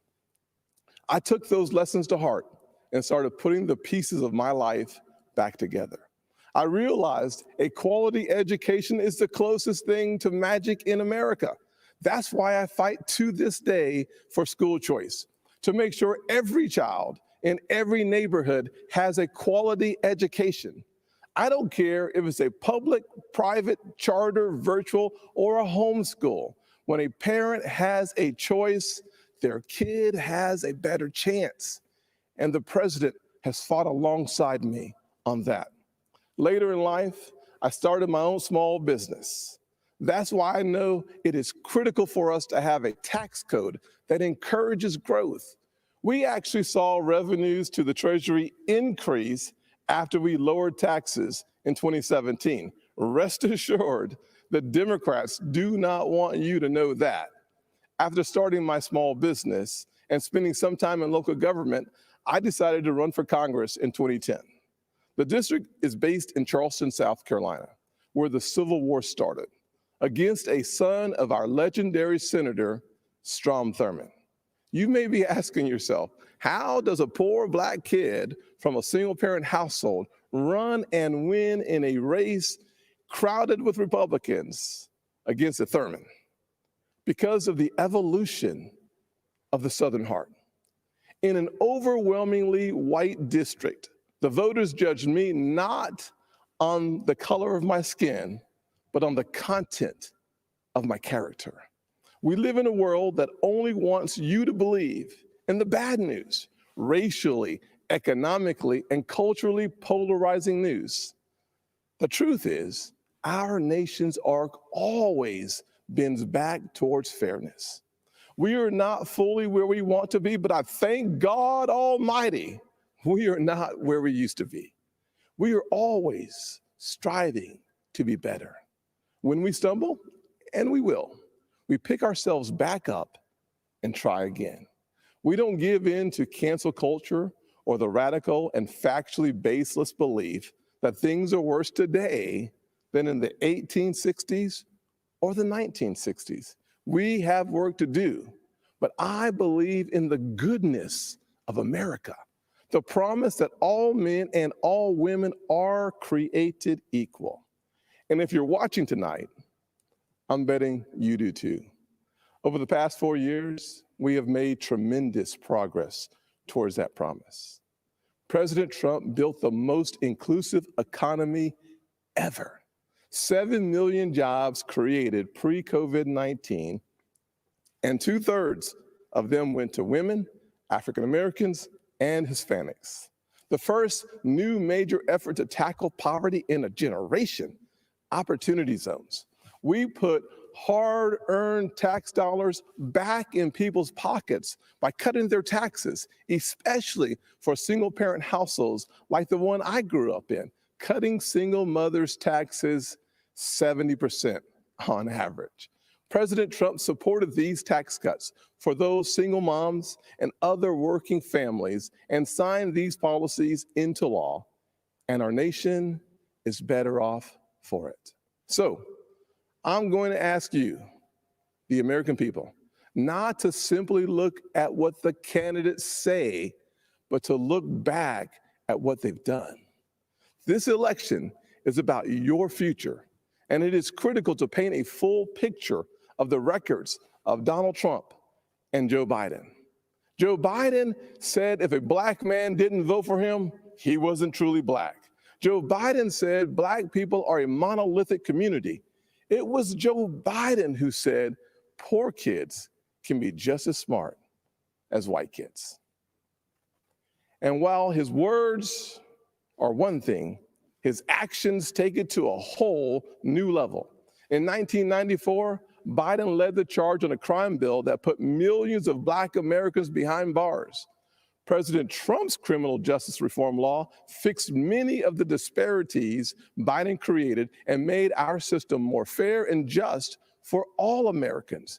Joe Biden also failed our nation's historically Black colleges and universities, heaping blame on them as they fought to ensure our young folks had access to higher education.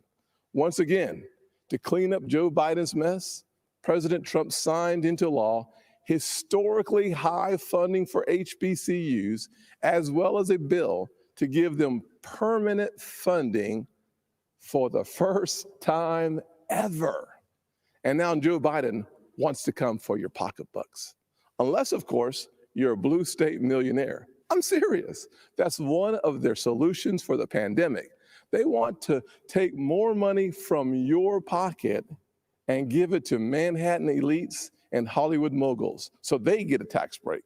Republicans, however, passed President Trump's once-in-a-generation tax reform bill that lowered taxes for single moms, working families, and those in need. So when it comes to what Joe Biden says he'll do, look at his actions. Look at his policies. look at what he already did and what he didn't do while he's been in Washington for 47 years. Ladies and gentlemen, people don't always see those failures because they think we're having a policy debate on two sides of an issue. That is not what is happening. Our side is working on policy, while Joe Biden's radical Democrats are trying to permanently transform what it means to be an American. Make no mistake, Joe Biden and Kamala Harris want a cultural revolution, a fundamentally different America. If we let them, they will turn our country into a socialist utopia. And history has taught us that path only leads to pain and misery, especially for hardworking people hoping to rise. Instead, we must focus on the promise of the American journey. I know that journey well. My grandfather's 99th birthday would have been tomorrow. Growing up, he had to cross the street if a white person was coming. He suffered the indignity of being forced out of school as a third grader to pick cotton, and he never learned to read or write. Yet, he lived long enough to see his grandson become the first African American to be elected to both the United States House and the United States Senate in the history of this country. Our family went from cotton to Congress in one lifetime. And that's why I believe the next American century can be better than the last. There are millions of families just like mine all across this nation, full of potential, seeking to live the American dream. And I'm here tonight to tell you that supporting the Republican ticket gives you the best chance of making that dream a reality. God bless you. And Father, please continue blessing the United States of America. God bless.